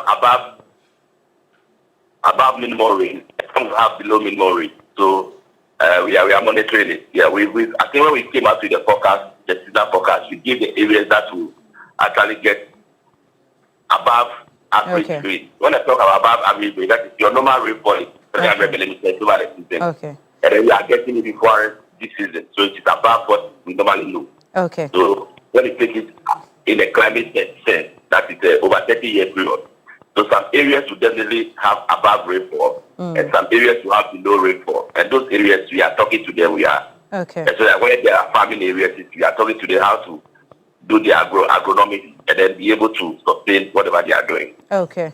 All right. Thank you, Joseph Tete Potofi. You may want to have some time to accommodate us this year because we'll be coming to you a lot more because we need to keep our audience informed. He's the Deputy Director, Synoptic Meteorology and Forecasting. Joseph, thank you so much for your time. All right, let's head to the dashboard again. Coco, should we do birthdays first before we do the final announcement of 5,000 Ghana cedis? Yes, let's get into birthdays. And once we are done with birthdays, I'll announce my third winner, 5,000 Ghana cedis. So please, if you haven't played at all, play now, *439# if you're a Telecel or MTN subscriber. Let's get into birthdays.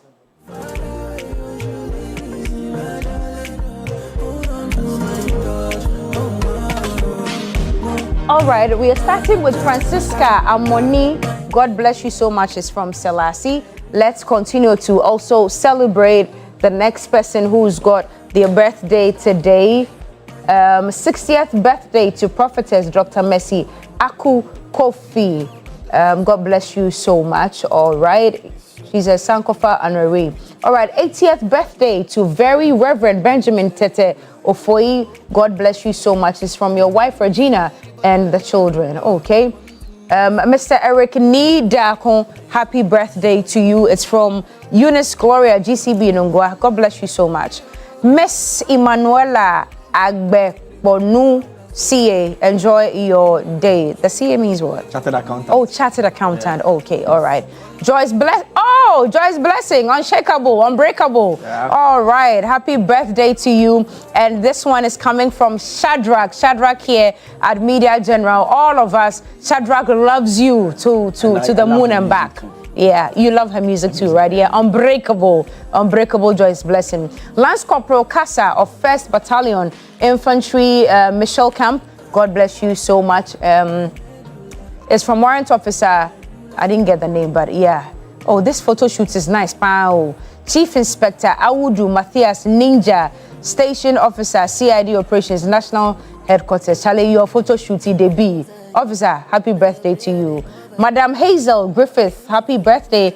Oh, Epaphras. Oh, this one is from Daniel Epaphras, Age with Grace. Epa, who is this? Your mom or your sister? Your madam. Okay, happy birthday to you, ma'am.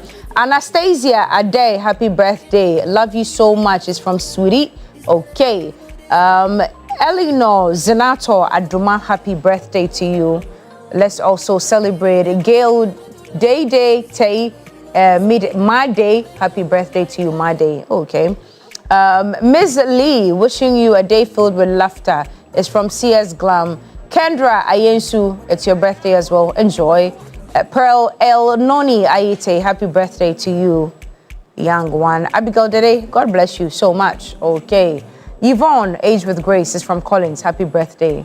And Flora Yehowada Aite, God bless you, is from your mom. Ella, I think we did this one, didn't we? I think we did this one. Okay, let's move on. Mr. Selam Dovlo, happy birthday to you, officer. Okay. Reverend Father Daniel at Kronum Afracho or Afrako, happy birthday to you, Rev.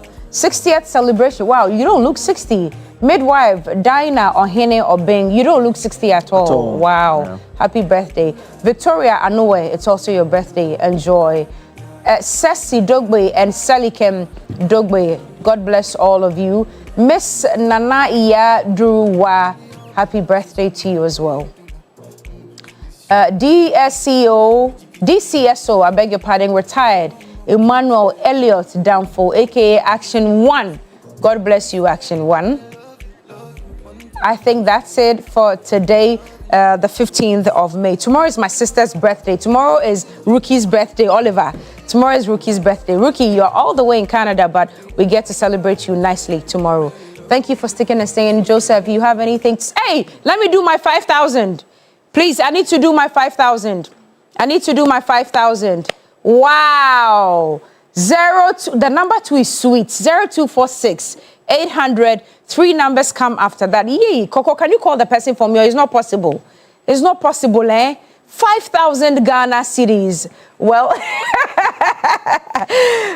congratulations to you. Enjoy the rest of our program and have a beautiful weekend. It's going to be a wet one, so please make sure that you are careful out there. Joe. Yeah, slippery. Just be careful. Slow, calm down. Yeah? We'll be back on Monday. Yeah, play the song.